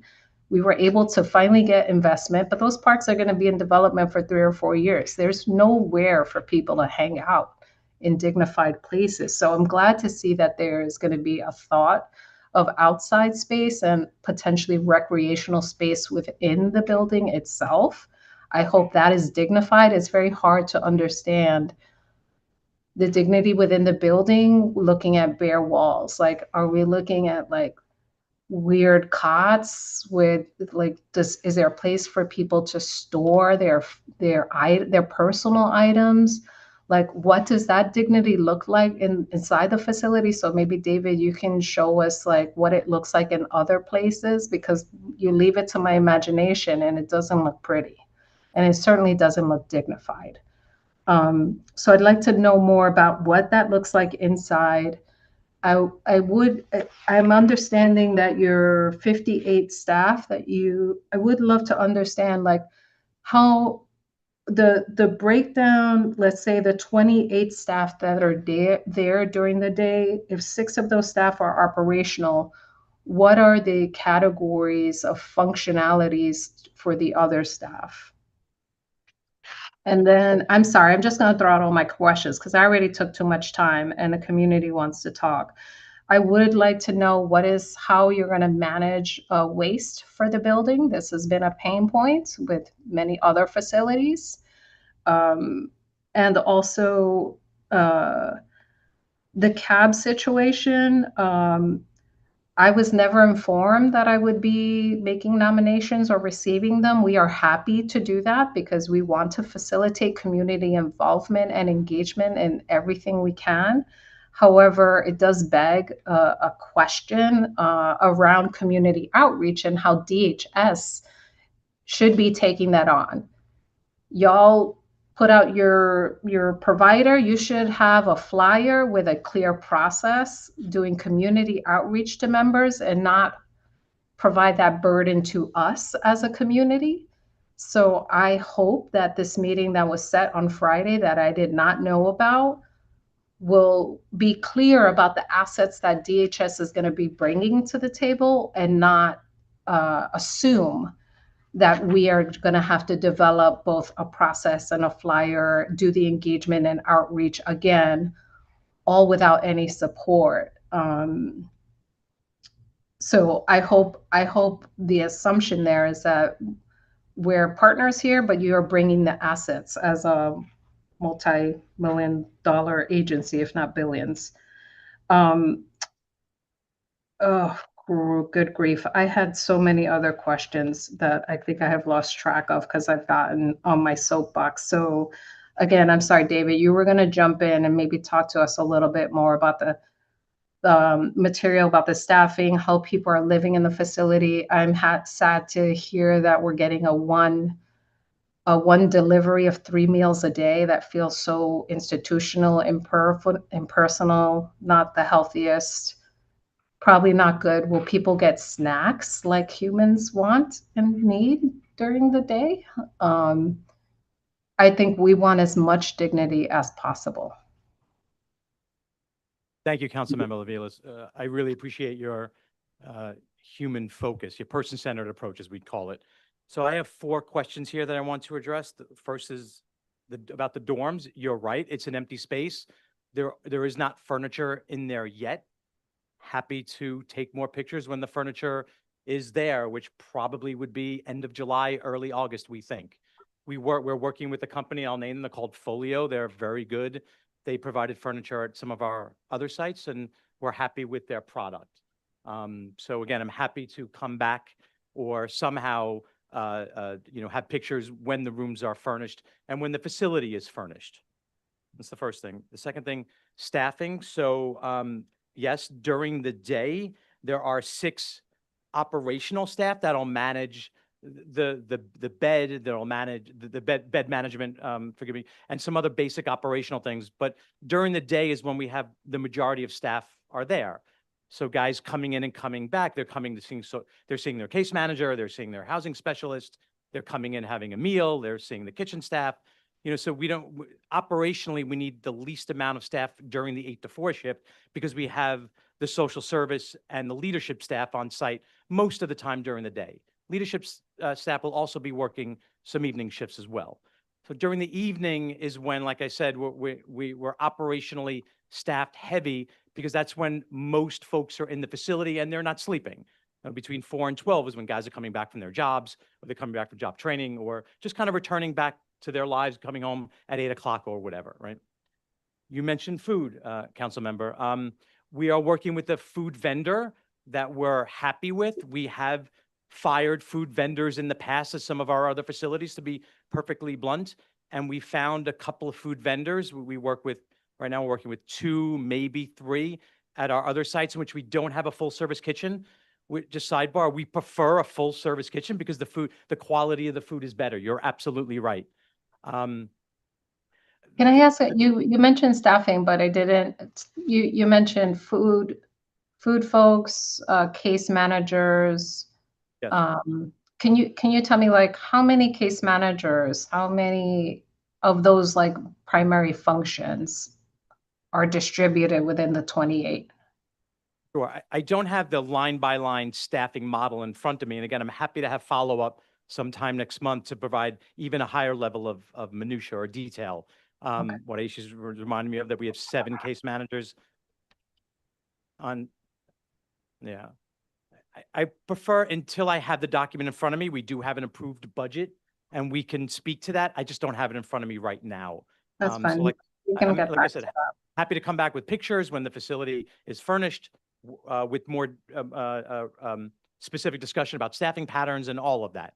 And you run other facilities. I assume you Yes. I assume they won't diverge very significantly on like how people are organized within the facility. So you could definitely share maybe photographs of some of the other facilities that you're managing so that folks get a sense and not wait till people are moving in so that at least, you know, they can get some reassurance. Are there any provision of Metro cards or transportation supports Absolutely. for residents? We have a budget for a transportation budget that includes a vehicle that will have a driver. It also includes a provision of MetroCards. Absolutely. So folks who are working, they would get a MetroCard if needed. Folks who are going out for a job interview, for a housing appointment, they absolutely would get a MetroCard, or they would be driven. And then, and last one, and I really want to get to community members. You mentioned the goal of rehousing 10 per month. Is that what are you currently meeting that in your current facilities? Are you able to rehouse 10 people per month for a facility of this size? Absolutely. I mean, 10 is in some ways a slightly low number. At facilities of this size, we only have a couple of this size. We're housing more like 12 to 16 per month on average, and that varies. So it's more about like looking at the quarterly average. One month we may have 8, the next month we may have 15, and there are factors that are out of our control sometimes. An apartment may take weeks to get inspected. We may be waiting for the voucher to get approved by the city, which may take time, waiting for the checks to come in from HRA. All these things do take some time. So we may have a target of 10 per month, and we may not miss it one month, but then exceed it on the following month. That's fairly common. Yeah, are you concerned about not having a commitment of an expansion of city FEPs when we know we don't have enough vouchers and they're not always making it through the system? Sadly, I live with the horror stories of people losing apartments constantly or just not finding any apartments at all and waiting in shelter for years. 100% we're concerned in the larger picture. We are part of advocacy groups that lead the effort to ensure that housing availability is a focus of any administration. I know you do. I have seen you out there advocating for that. But I think it's a serious concern that we need to get some commitments from this administration on additional resources to our community. Because the promise of closure of commercial hotels has been one we've been contending with for, I don't know, 20 years, because they've been around that long. Lastly, I guess for the DHS team, we were informed that there are potentially 2 other sites in the pipeline, which brings us to an even larger number. Again, without a true and honest fair share analysis and rigor, I will be opposed to any additional siting here. And until the city provides real resources, in addition to this community, not just to the provider who's running the site, they have their hands full and we want them to be successful.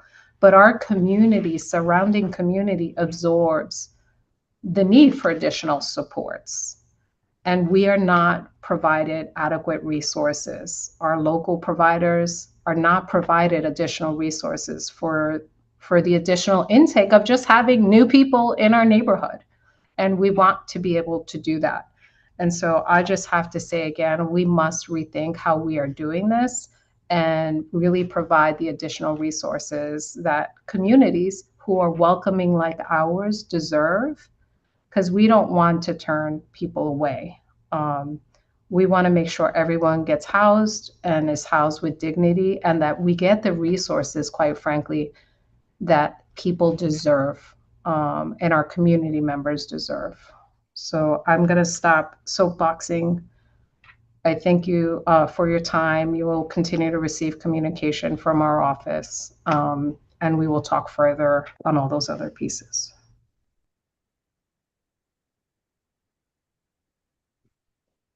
Yeah, We'll we, take one. okay. Yeah. All right, we can go now to the public comment. Yeah, sorry for waiting. Yeah, thank you so much. Hi, my name is Alan Taglinetti. I've been in the area since 1952, 73 years. So I've seen it all. I've worked in the real estate business. I've worked with developers in the area. So this is new to me, shelters. So I want to know how this deal went down. The residents, you say are clients, do they pay you or does the city pay you? I mean, I just want curious. No, like I mentioned, we are under contract with the Department of Homeless Services, and they pay us to provide these services. Clients do not pay. There is a legal right to shelter. No, I understand that. Yeah, where they're not mandated to pay. They don't pay. It's the city, Division, right? yeah. So now, what I want to get to is, the landlord who owns the building, right? Does he have a history with the city? Has he done business before with the city? Or do you know the landlord? We've gotten to know the ownership better, and since we've been negotiating this deal for now a couple of years. Yes, so yeah, we do know the owner, the You know, owner. does he have a history with the city? Has he done this before with the city? I think the answer is yes, but I don't want to speak out of turn. Okay. Yes. Yeah. What I want to understand is, when I'm in the real estate business, I bring a property to somebody, they're not buying it unless they have a deal. So if he's looking at 25th Street, I think his name is David Levitin, and he wants to turn it into a facility, he's not buying that unless he gets an okay before time. That's how it works. He might have somebody in the city who say, don't worry about it, we'll push it. Don't worry, invest your money. That's what I want to know. Is it something like that? I mean, No, it's a Yeah, fair that's a question. fair A question. lot of the deals are between the city and the owner of the property and the building. And as a provider, the city then asks us if we're interested in providing services in that location. And so when that was put out there through that RFP process, we were interested enough to put a proposal in. yes. Yeah. Now, but also too, then you must know, or the city must know at the time that this gentleman wanted to purchase that property to turn it into a shelter, how many other shelters were in the neighborhood? Possibly, I can't, I mean, I hear you, but I can't speak to, No, I I just can. don't know, you know. So what I'm trying to get at is the city probably does know, and they made the deal anyway. Because they're pushing it and they think that this neighborhood is going to say, don't worry about it. Okay, please, Yeah, hold on. quiet, everyone. Oh, that was my question. I just want to know how it went down. That's it. And yeah. Yeah. Yeah. The answer is what I said before. There's an open RFP process and through that procurement process, a review is done site by site and everything is taken into account. The experience of the provider, any sort of history of the landlord, the saturation of the district, all of those things are taken into account. So they've done that already and you just didn't know how many shelters were in the neighborhood? Yeah, so there was a fair share analysis that was submitted to the community. And the community board has a copy, they can share it with. And who's the final green light? Who gives the green light to say it's a done deal? Is there one person? So, I mean, it's a negotiation. But somebody has to sign off on it, no, at the end? Like, So because of the city's legal mandate to provide shelter, there is a pipeline of sites to make sure that we have beds and facilities and units to be able to house the people that need to be housed. did you ever do a research to see if X amount of shelters are in one neighborhood, that it has a negative effect on the people, not the clients, but the neighbors in the neighborhood? The prices of property go down every time a shelter gets built. So that's part of the fair shares analysis. Hi, how are you guys? My name's Nancy Zhang. I'm a reporter at the City Reporter.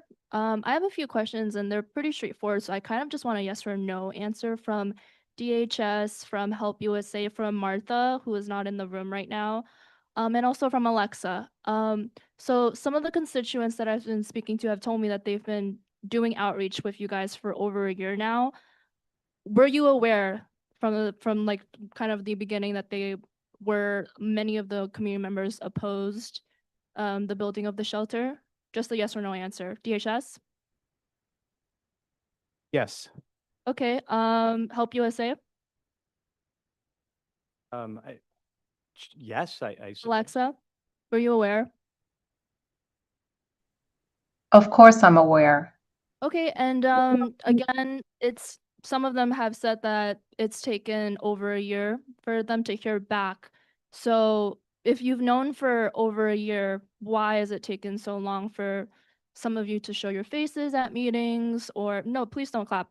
Just want to know what has happened in the year in this time. I presented here at a board meeting in September or October of last year. And our emails have been open and available. So it's all, you know. So there was no mediation between, I mean, I hear that you've said that you've reached out to community members. Can community members clarify that? What has it looked like?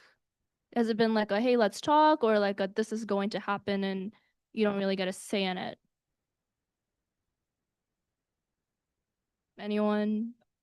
Yeah, you guys work on the board. I'm sorry, I don't think I quite caught. Yeah, what does That's- the communication between DHS, Help USA, and Alexa Villas look like in the last over a year's time frame? What has the communication looked Yeah. like between DHS, Help USA, And and Alexa. council member's office? Yes, who is up for re-election very soon. Just a point of clarification, she's not up for re-election. Alright. She's term limited. Yeah. I mean, I would say, for all of our struggles and disagreements, I think, we have a decent communication with DHS. For the most part, I think we've become aware of Help USA, maybe 6 months ago. And we've, had a pretty great communication. That being said, there is, always room for improvement. So when they reached out back to you, do you know if the shelter status is pretty much already set in stone? I don't, let me start over again. For all the time that I have sat on this board, every time a shelter has been proposed, it has always opened. So my expectation is when the city says that they're opening a shelter, it's pretty much a done deal. It's a done deal. So the conversation has shifted a little bit to mayoral responsibility and how the tide has changed a little. I want to know if Eric Adams is aware of the community opposition to the shelter when he was mayor, and if Zoran is aware of the community opposition to the shelter.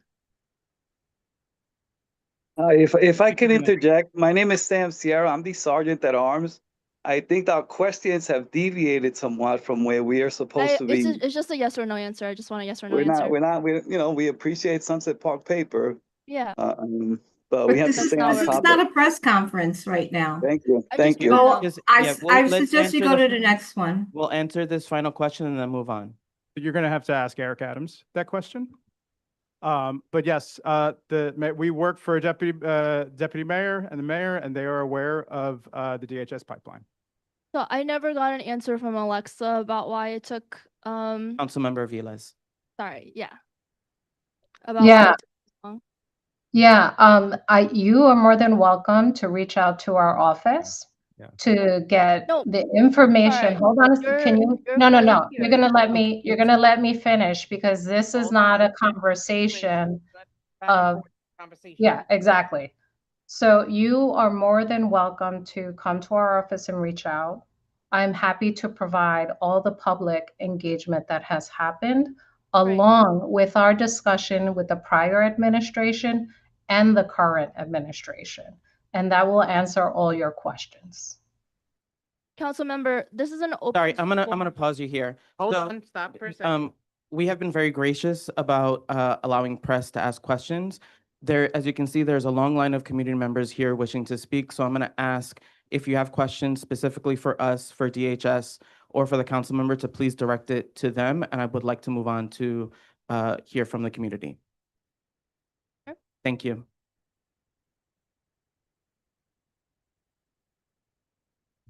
Hello. My name is Whitney Hu. I live on 4th and 20th Street. Been there for about 13 some years. I do housing advocacy and policy work. So I know you guys have shit jobs. I'm so sorry. I would never, but I would like to just say I appreciate it. Like, As somebody who's had to work to get people placed into housing, it's really fucking hard. And to say 10 a month, I'm actually really impressed. We would do like 70 to 100 applications a month. And if we got one, we would cheer and like, holler in the office. So I'm impressed. And for DSS, I worked very closely with a woman named Tanya, and she was my angel. She helped me place a woman who was giving birth with twins into her own studio, like the day before, I think Christmas almost. So she has my blessings. At the same time, I just want to say, like, we're stuck in a system that doesn't want to help people. And I think there are a lot of systemic things that should be fixed. And I really appreciate the council member bringing up the issue with city FEPs. As an affordable housing advocate, we obviously need more affordable housing that's actually affordable, that people can use their fucking vouchers for. I think there are a lot of issues here.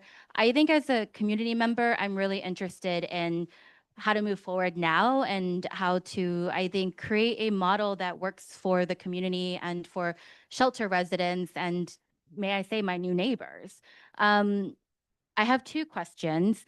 First, I also help to run South Brooklyn Mutual Aid. I really deeply appreciate a lot of the community members who are part of that. I think South Brooklyn Mutual Aid was one of the best representatives of what this district and this area can do in terms of neighbors. In terms of programming, I'm curious, like if there's, and maybe this is through the CAB, if there's a way to sort of figure out localized programming too. The local coffee shop Roots really wants to do like open poetry nights. We want to do some creation of kits. We are really good at putting together kits. So like, let us do some of that work with you guys. And my second one is in terms of the CAB, I know there are audits that happen, especially with the Coalition of the Homeless. Does the CAB also get to see the audits too? And I think those are my two questions.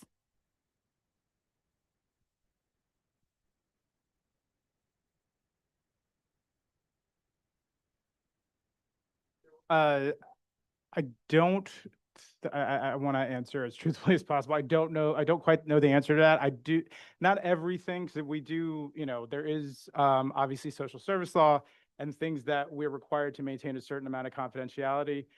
So I don't think we're allowed to kind of divulge that at a CAB, but we can get back to the board with Okay, a. sounds good.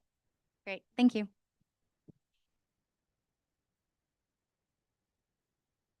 Hi, everyone. My name is Aisha. I actually live on the block on 24th Street, kind of a little almost across the street from the proposed shelter.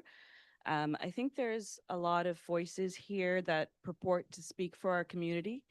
And I just want to say that not everyone in the community is against this shelter. Some of us believe that these people are our neighbors, and we believe in kindness and empathy, and that everyone deserves a right to shelter, and that our community is welcoming to these people. I think there's a lot of anger. It's justifiable. The system is not perfect. I think the people who work in the system know that, but everyone is trying their best to make it better. And in the meantime, what's better than no housing is some housing. It's not perfect. I don't think anyone is claiming that it is perfect, but there are some in the community that support the shelter, that support the people who are going to be our neighbors. And I just wanted to put that on the record. I've lived in the community for 12 years. My husband's lived there for 30 years. We're on the block, and I'm looking forward to having ties with Help USA and hoping that through the CAB and other methods, we can work together to address any issues that may arise, because of course issues will arise. So I'm happy to hear about the hotline, and we hope that Help USA will commit to being in constant communication back and forth. And thank you, Councilwoman Aviles, for also bringing up the larger systemic issues. We know that your office is working diligently on that side. But in the meantime, I just want to thank all the workers from DHS and from Help USA. And yeah, that's all. Thanks. Thank you. Thank you for Community Board and Housing Committee for hosting this and waiting until this moment. And thank you, Alexa, Council Member Alexa Aviles, being here with us. And thanks for the officials and Help USA members being here. If you don't mind, I would like to read 3-minute statements, because I, along with 13 of my neighbors have filed a pro se lawsuit against the city of New York over its failure to treat our neighborhood with fairness, transparency, and basic respect. There are 14 of us, and we have no lawyers. We have filed pro se because legal counsel was beyond the means of our working class neighborhood. We had to file the lawsuit because every other channel had failed. The mayor's office, the first deputy mayor, the DSS commissioner, thousands of petition signatures, letters of support from our elected officials, meeting that went nowhere. We were treated by the city administration not as citizens, but as nuisances. The warehouse-style shelter proposal at 225 25th Street is not one-off. New York City established a fair share policy in 1989 because it understood that concentration produces harm. Our small neighborhood already hosts 11 homeless shelters, with more proposed. A federal prison, a methadone clinic, multiple power stations, the BQE, a concrete plant, and other facilities that most communities are not asked to absorb.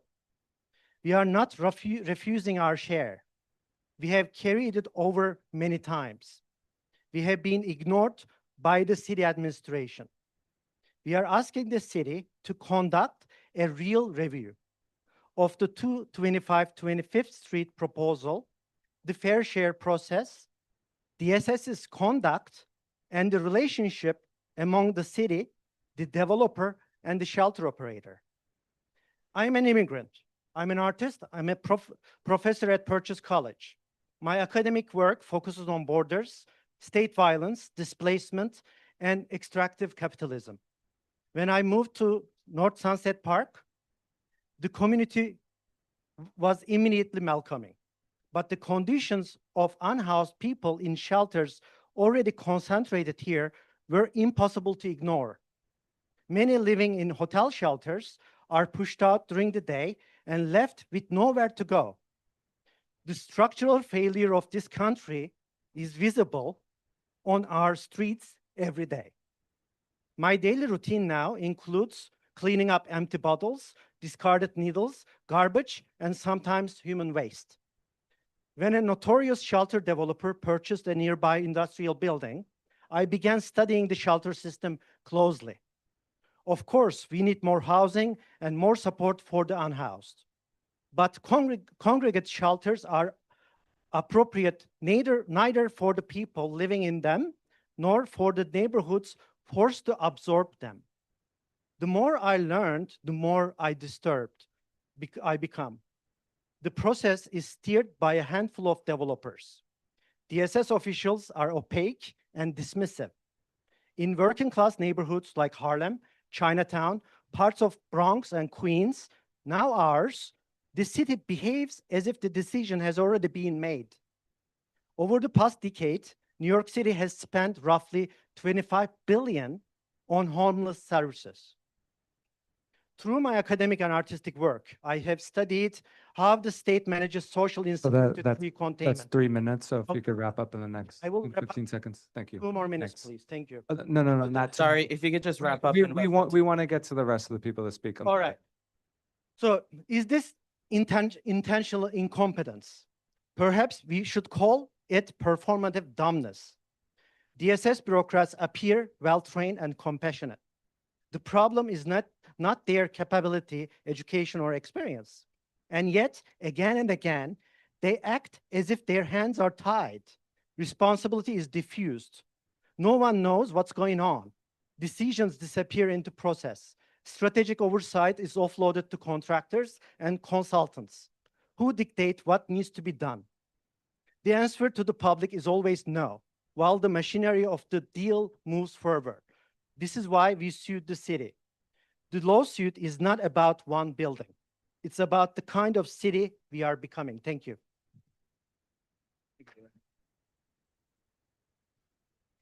Hey, good evening, everyone. My name is Jorge Muñoz Reyes. I live on 60th Street in Sunset Park, Brooklyn. Lived here all my life. I'll try to be short and sweet. I know we've only got a few minutes together. First things first, given that it's just a few minutes before game time, Let's go Knicks.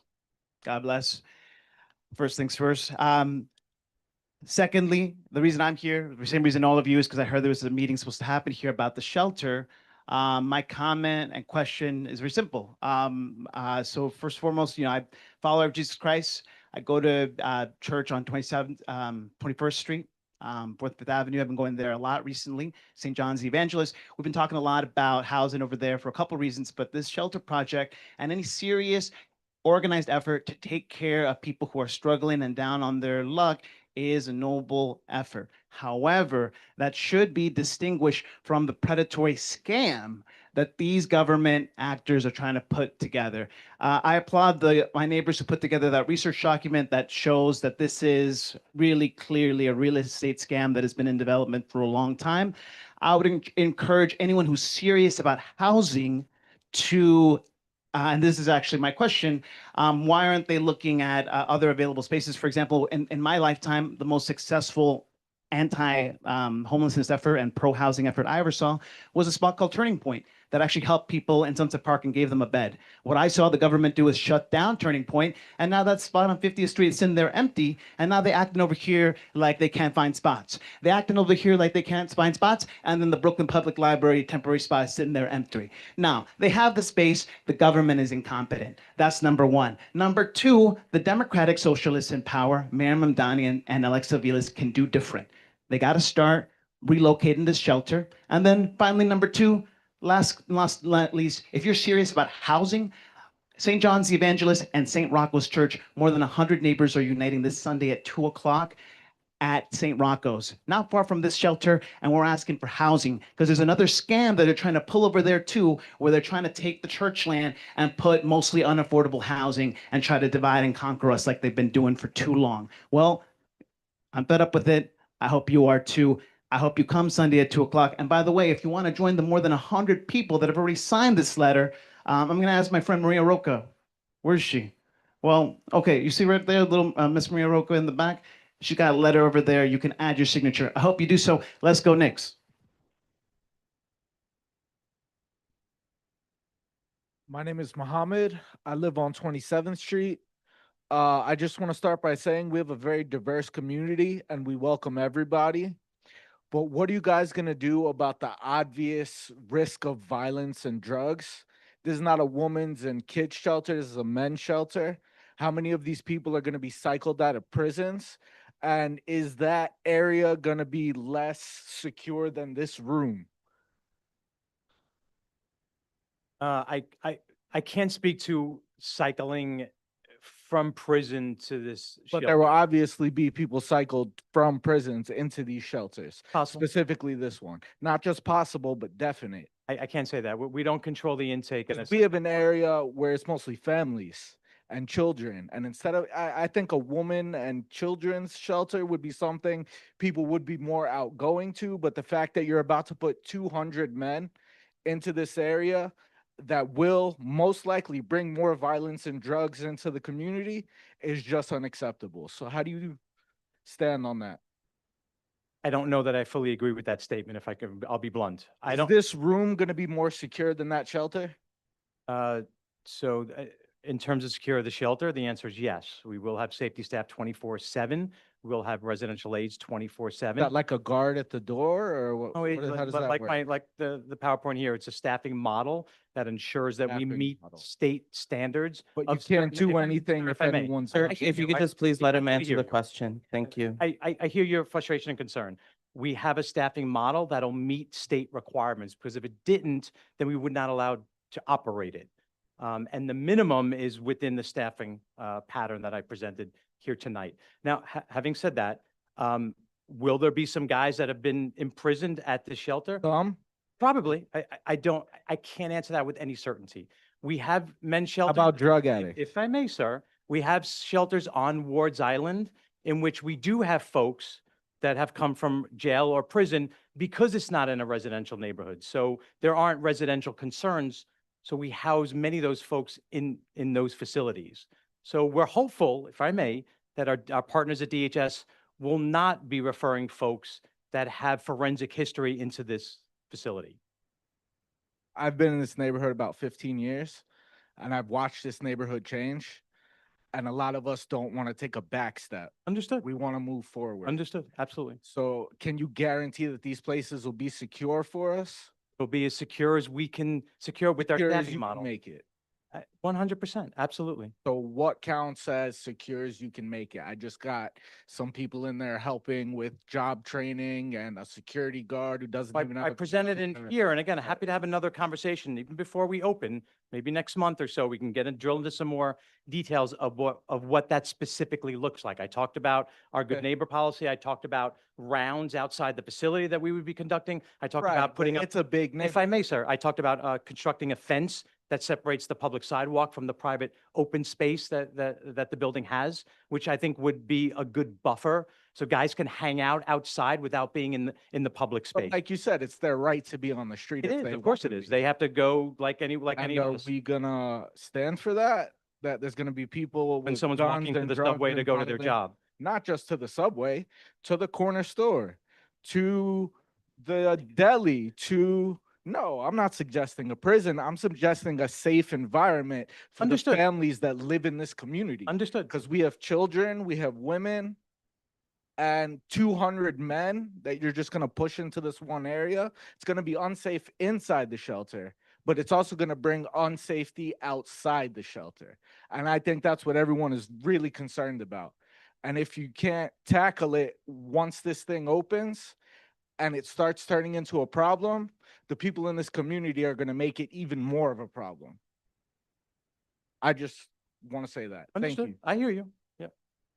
So, sorry, but before we just continue, the metaphorical and physical temperature in this room is rising. So I just want folks, the hour is getting late. We want to get through as many people as possible. Please state your question or comments and then let the presenter respond so we can move on to the next person. Thank you, everyone, for your participation. And if to use respectful language. Thank you, council member. To that, we don't know any of our neighbors' socioeconomic history, mental status. I think it is wholly unfair and irresponsible for us to assume that because someone is unhoused, that they are coming with all these other additional things. So let's be respectful for that.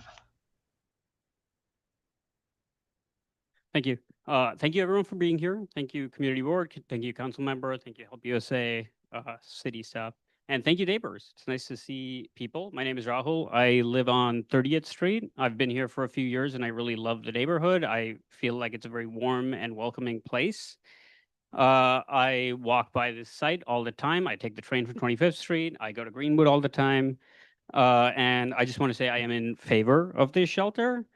I'm happy to participate and to see that the community is coming out, but it's unfortunate that it's under such hostility and suspicion towards unhoused neighbors.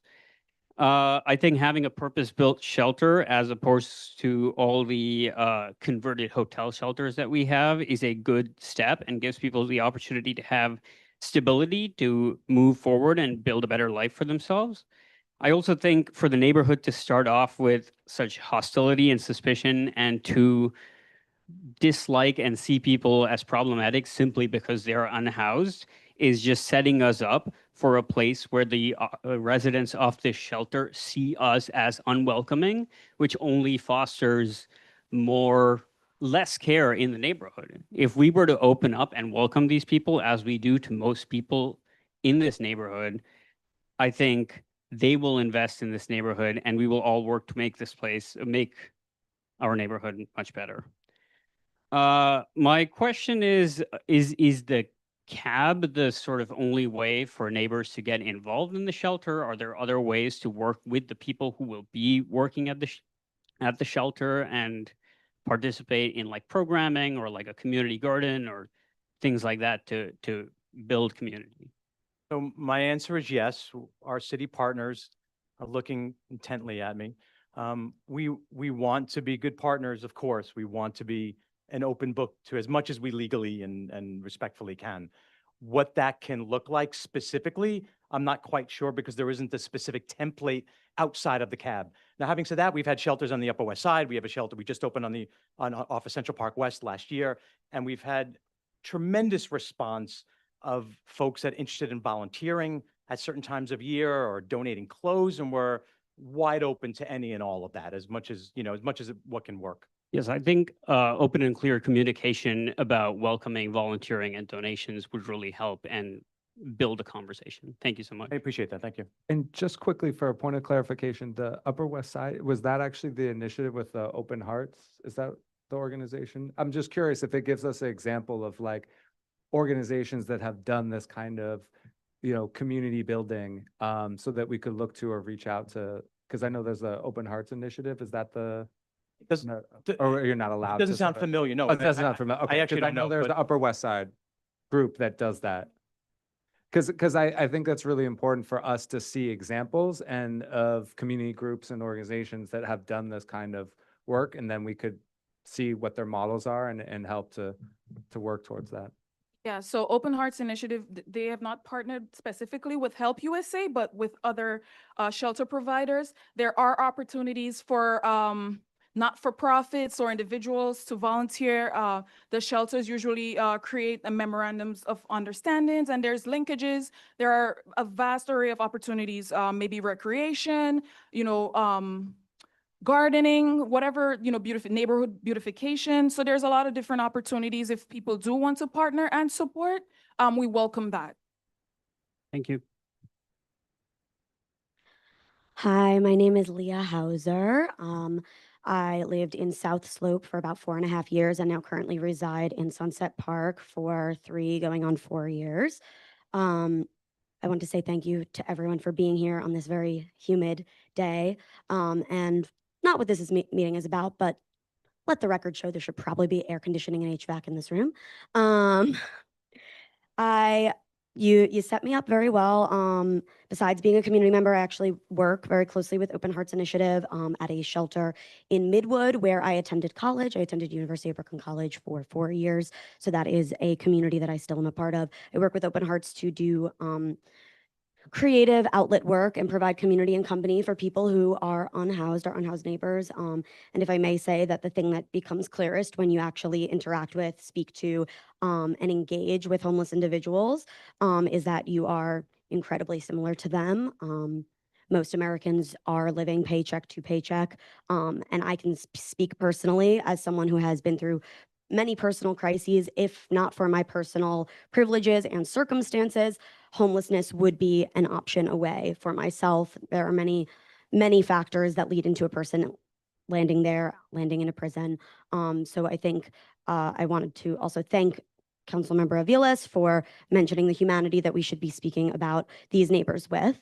I did want to ask, since we're speaking generally in hypotheticals here, it seems, if the shelter were not to go forward here in this location and were, say, moved to another location, as several people here have suggested, one, what would the timeline look like? What did the timeline look like in general for shelters being built? And how many people would remain unhoused and not on a pathway to permanent housing as a result of this project being displaced? That's a As an estimate.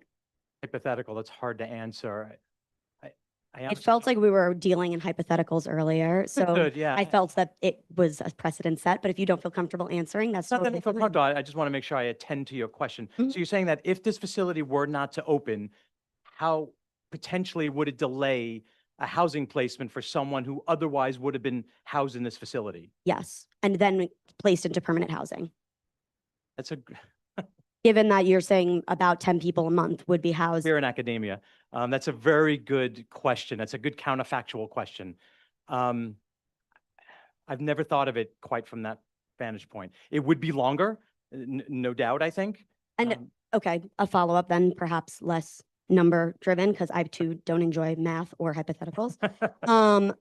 Do you generally find that protesting people getting housing sooner is a successful way to deal with longstanding issues with the city at large and the way that a system currently operates? Do you find that denying a shelter being built would be a useful way for a community to stand on their ground that there are larger systemic issues at hand that they're facing, does that seem like a useful tool that we could be utilizing, or is that perhaps not as useful as we think it is? Another, another brain teaser and a great question. I mean, I have an opinion about that, but I'm not sure that. I think we were stating some opinions earlier, so in my individual Q&A, I'll allow one. Yeah, I mean, the answer is, look, let me say this quickly. I know it's getting late and game and all that. There are cities in this country which have a homelessness problem, and they're living on the corners of our streets. In New York City, they're not living on the corners of our streets by and large. We have the highest sheltered homeless rate in the country because of the right to shelter and because of the housing, municipal housing voucher. There is a pathway to housing. It's not wonderful, it's not perfect, it's very expensive, but it exists. It doesn't exist in Philadelphia, it doesn't exist in Newark, it doesn't exist in Las Vegas, and it sure as heck doesn't exist in LA. So I do think that having a stable place to stay, even if it's congregate, even if it's imperfect, even if it's dorm style, whether dorms are big or small, it allows for a pathway to something better. And we all want, I don't mean to get pontificate and be philosophical, we're all looking for like what's next in our lives. And for our clients, our guys, our families, our young women, it is about what's next. And so it's the provision of, and then this sounds cliche, is the provision of hope, which is inclusive of housing, but also this transcends the idea of housing or the fact of housing. So you went there first, so I figured I'd go there. Thank you. I just have two more questions. One is one I genuinely don't know the answer to. Is there a precedent that purpose-based housing and shelters like the one you're trying to create, having that as an example for what people could have in a community would lead to less saturation in these temporary shelters? It's highly possible, yes. And I would also like to ask how you would recommend supporting neighbors in the community when we see them on the street hanging out outside of the shelter. Is there a way, rather than taking part in community gardening, things like that, that you would say is the best way to welcome a homeless neighbor into our neighborhood? I think getting involved with our shelter administration at the local level, right, with our director and with in a volunteer capacity is a wonderful way to do it. We've had that really wonderful experience at a couple of our other sites historically and currently. I still get emails regularly from some community folks on the Upper West Side. Got one last week about a housing voucher, blah, blah, blah, and when we had an opening, we had 25 people there, community members. They were thrilled. I was blown away by it. Some of our clients were brought to tears. Like the welcoming aspect of it was amazing for our clients in that building. It's been open for a year and it's gone mostly well. There have been some struggles and challenges, don't get me wrong. But for the most part, it has gone and continues to go, I think, well. And that's not my words, those aren't my words, those are community words, community members' words, including our local shelter administration. Thank you. Thank you all for your time. And I just would like to reiterate, as somebody who willingly volunteers my time in shelters with these people, there is nothing wrong with adding an extra layer to our community with our homeless neighbors. So thank you all for your time this evening. Can I have 2 minutes and 22 seconds?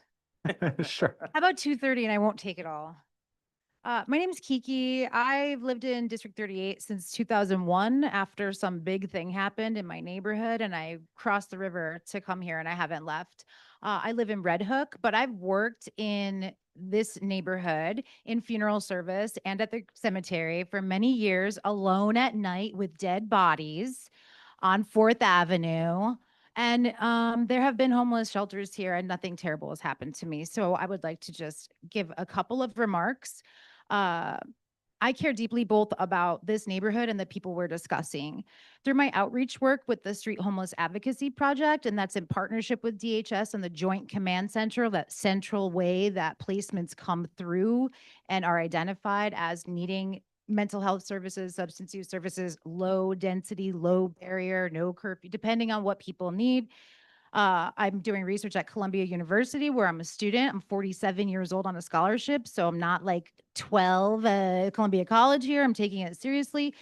And I have to say, I spend, like my friend Leah, who I just met in the line, most of my time is focused on housing stability, homelessness, and barriers to accessing service. I understand the community's concerned. I've walked around the shelter location last year when this first came up and talked to neighbors with my child. We never felt unsafe. If I lived next door to another proposed shelter and had questions about safety and my quality of life, I would want answers too.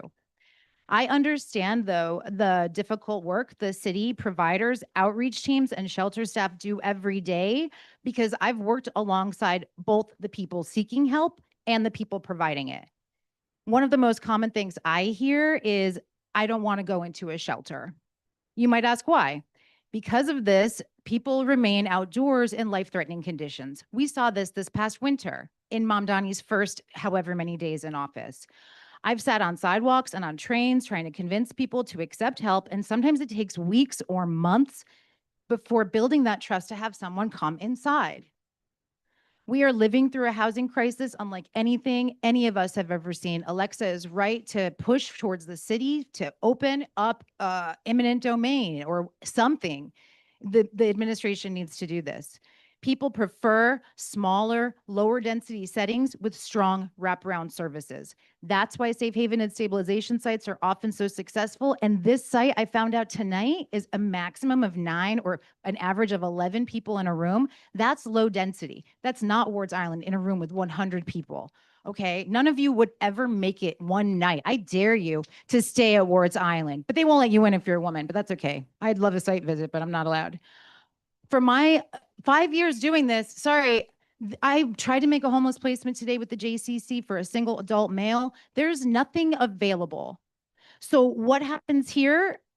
Until the city can expand and more sites can open, the choice is not between this shelter and something better. It's this or nothing at all. How many people are living on the street? Look at the hope count, 4,000. I just want to close by saying I won't get through it all, but the city year to date, 2026, and I don't know where John is, but all of that data is online and available. There are daily inventory sheets. You can look up how many people are coming in the DHS portfolio day to day. And open data is available too. Year to date, 2026, the first 4 months, 30% more people than last year at this time, single adults, went from shelter to independent housing.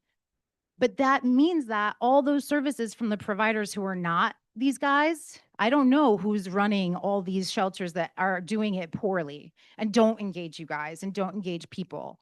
But for the ones that are, they are definitely making a difference because for maybe a month now, there are no low density shelters.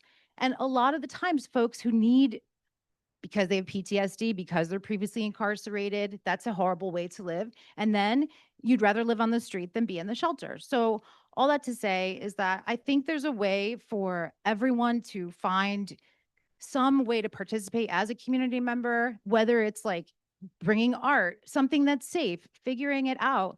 But I think that I've been in the field for years. Every day I work on helping unhoused people for free. I help them get into OTP programs for methadone, everything you can imagine. And yes, the voucher problem is a problem, but I've personally helped 35 people go into their own apartments. It takes a lot of work as an advocate. It would help if more people would advocate and less people would try to push this problem, these people, elsewhere, because the problem continues to exist. It's just someone else, Anyway, I thank you all so much for your transparency and the hotline. I've never heard of such a thing, and I'm going to push for that with every single facility I interact with now. So I'm going to tell them it's your fault. So thank you. And thanks, Alexa. I hope you feel better. Thank you, Chris. Hi, my name is Alex. I live on 22nd Street. Am I holding this right? I don't speak into my. You're good. Okay, yeah. I live on 22nd Street. I've lived there for a while. I love this neighborhood. I hope to be here as long as my apartment building is not bought out by a luxury developer, which I think is actually a much realer threat than this shelter. But just putting that out there. But I will keep my comments pretty narrow, especially because the two folks in front of me covered a lot of what I would have covered. But I would just really encourage everyone in this room and the board and, our council member and the board, when you interact with folks who have strong feelings, to just as someone who volunteers with CHIPS, right? That's the soup kitchen. We all know them. Yeah, CHIPS.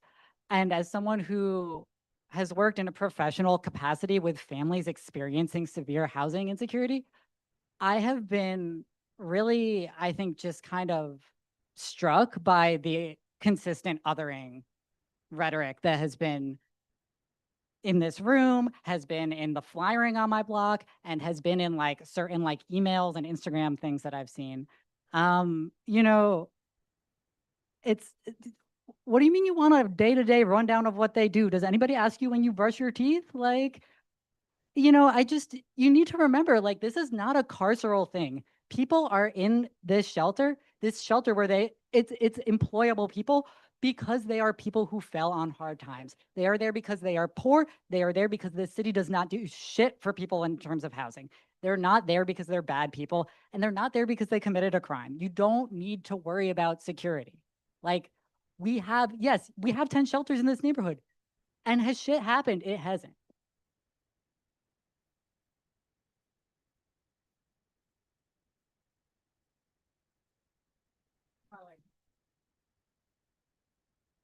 Can I talk? Go ahead. Oh, hi. My name is Teresa. I work at Aladdin Bakers. We're located on 25th Street between 4th and 5th, right across the street from the quote unquote proposed shelter. Oh wait, I'm sorry. I wrote down some notes. When did the current mayor take office? January 1st. Okay, sorry. I don't live in Brooklyn. Since then, have any sites been purchased in Bay Ridge with DSS, which DSS has partnered with for the purpose of a shelter?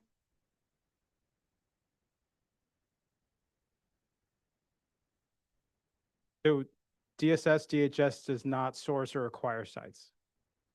So I couldn't answer that question about what has been purchased. Okay, but you mentioned before that sites are purchased and then DSS becomes involved and gets some type of company like Help USA to, I mean, you're like the facilitator, DSS, correct?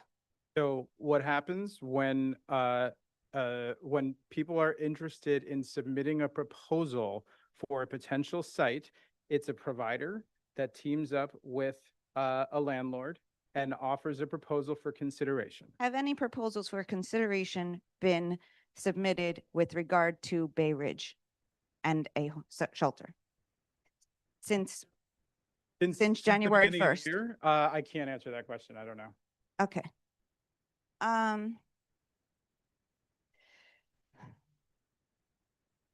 You mentioned before that the current mayor is, I'm sorry, I can't pronounce his name, so that's why I keep saying that. You mentioned before that the current mayor is aware of the site selection process. However, has the current mayor reviewed the site choice for this particular shelter? Are you aware of whether he has or has not? So just like your business, just like any other organization, there's a structure. So we have a commissioner. That commissioner reports to a deputy mayor. That deputy mayor reports to the mayor. So in our normal business, we report into our direct report, and then information gets funneled up through there. Okay, that didn't answer my question though. I'm just asking if the current mayor has actually reviewed the site selection for this particular site. I can't answer that question because that's a couple of rungs above where I report into. Is there anybody here that could answer that question? I just answered your question. You said you couldn't answer it. I'm asking if anybody can. No, I mean, your question that we're part of an organization, just like your business. Okay, but there's a boss, and if you have meetings, you might know if the boss considered it. You may have brought it to the boss. Maybe you'd like to. That's a possibility.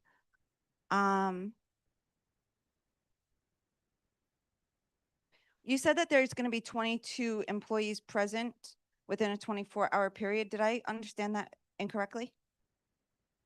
Yes, that's on on an evening shift. We'll have 22 folks within our staffing pattern.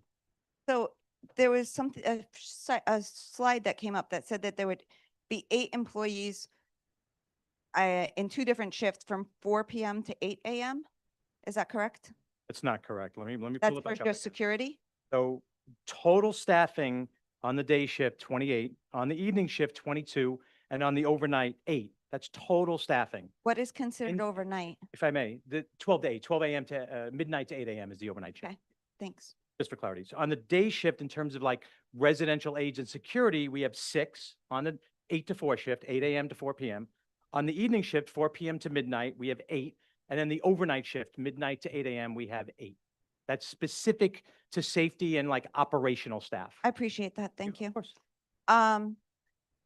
You also had mentioned that approximately a third of the individuals would be out and about during the day. Probably more than that, Probably more than that. just based on our current experience with the shelters that we currently operate. Okay, we do experience a lot of people who are from shelters that are out and about during the day and evenings, which my employees are certainly scared of the situation that's been occurring in our area because of that population. Now, you also said that there was a curfew at 11 PM. That's a citywide shelter curfew, yes, 11 p.m. Sorry, the person before me got a lot of extra time. And maybe I could just ask a few questions. Yeah, just one more question. Yeah. You said the curfew is at 11 PM. If a resident is employed overnight, can they sleep in the shelter during the day? Absolutely. Okay. 100%. We save food. They get like what they call an overnight pass. Absolutely, we support that. In your experience, have you ever seen a shelter opening be permanently stopped this late in the process? Anybody? Bueller? More experience than I do. I only have a couple. I mean, not in my recollection. Okay, thank you. We have nothing against the people who need housing, but we do have a problem with the process. This community is oversaturated with homeless individuals and does not have sufficient resources and has become quite dangerous. We will support the people who become our neighbors, but will fight to not be the host of yet another site. Thank you.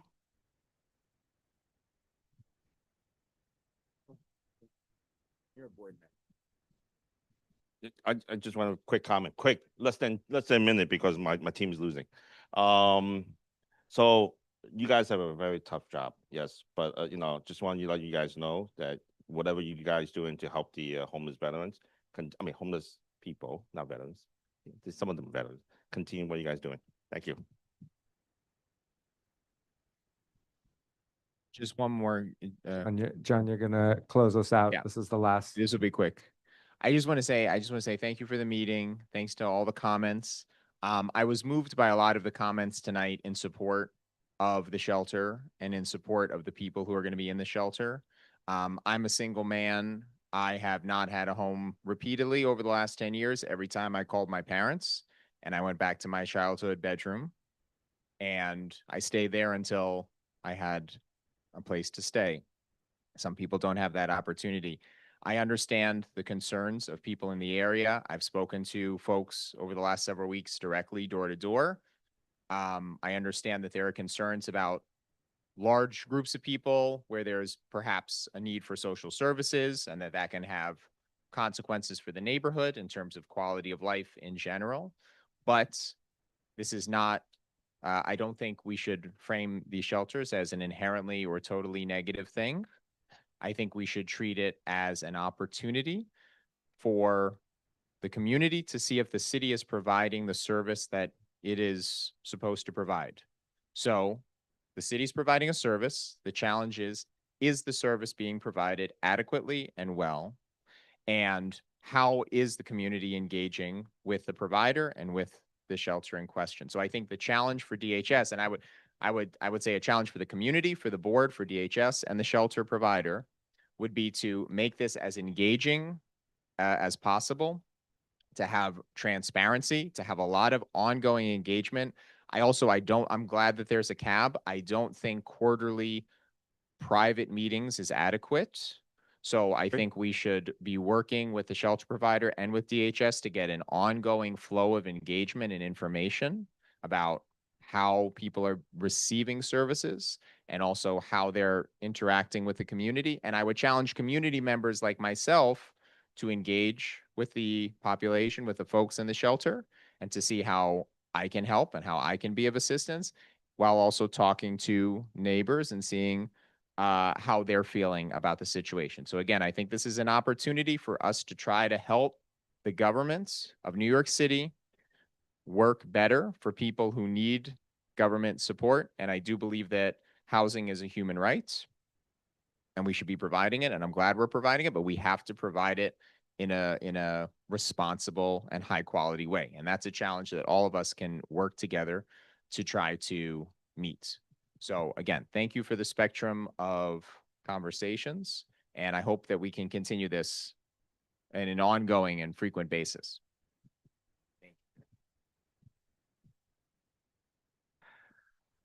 All right, with that, we're going to close out this meeting. Thank you so much for people engaging in this conversation. And I'll just take one quick point to, I know a lot of people brought up sort of, we want to deal with the housing crisis and housing solutions. And I think as the housing committee, we're always trying to deal with that, to look at the real solutions. And so there's going to be a number of other meetings coming up.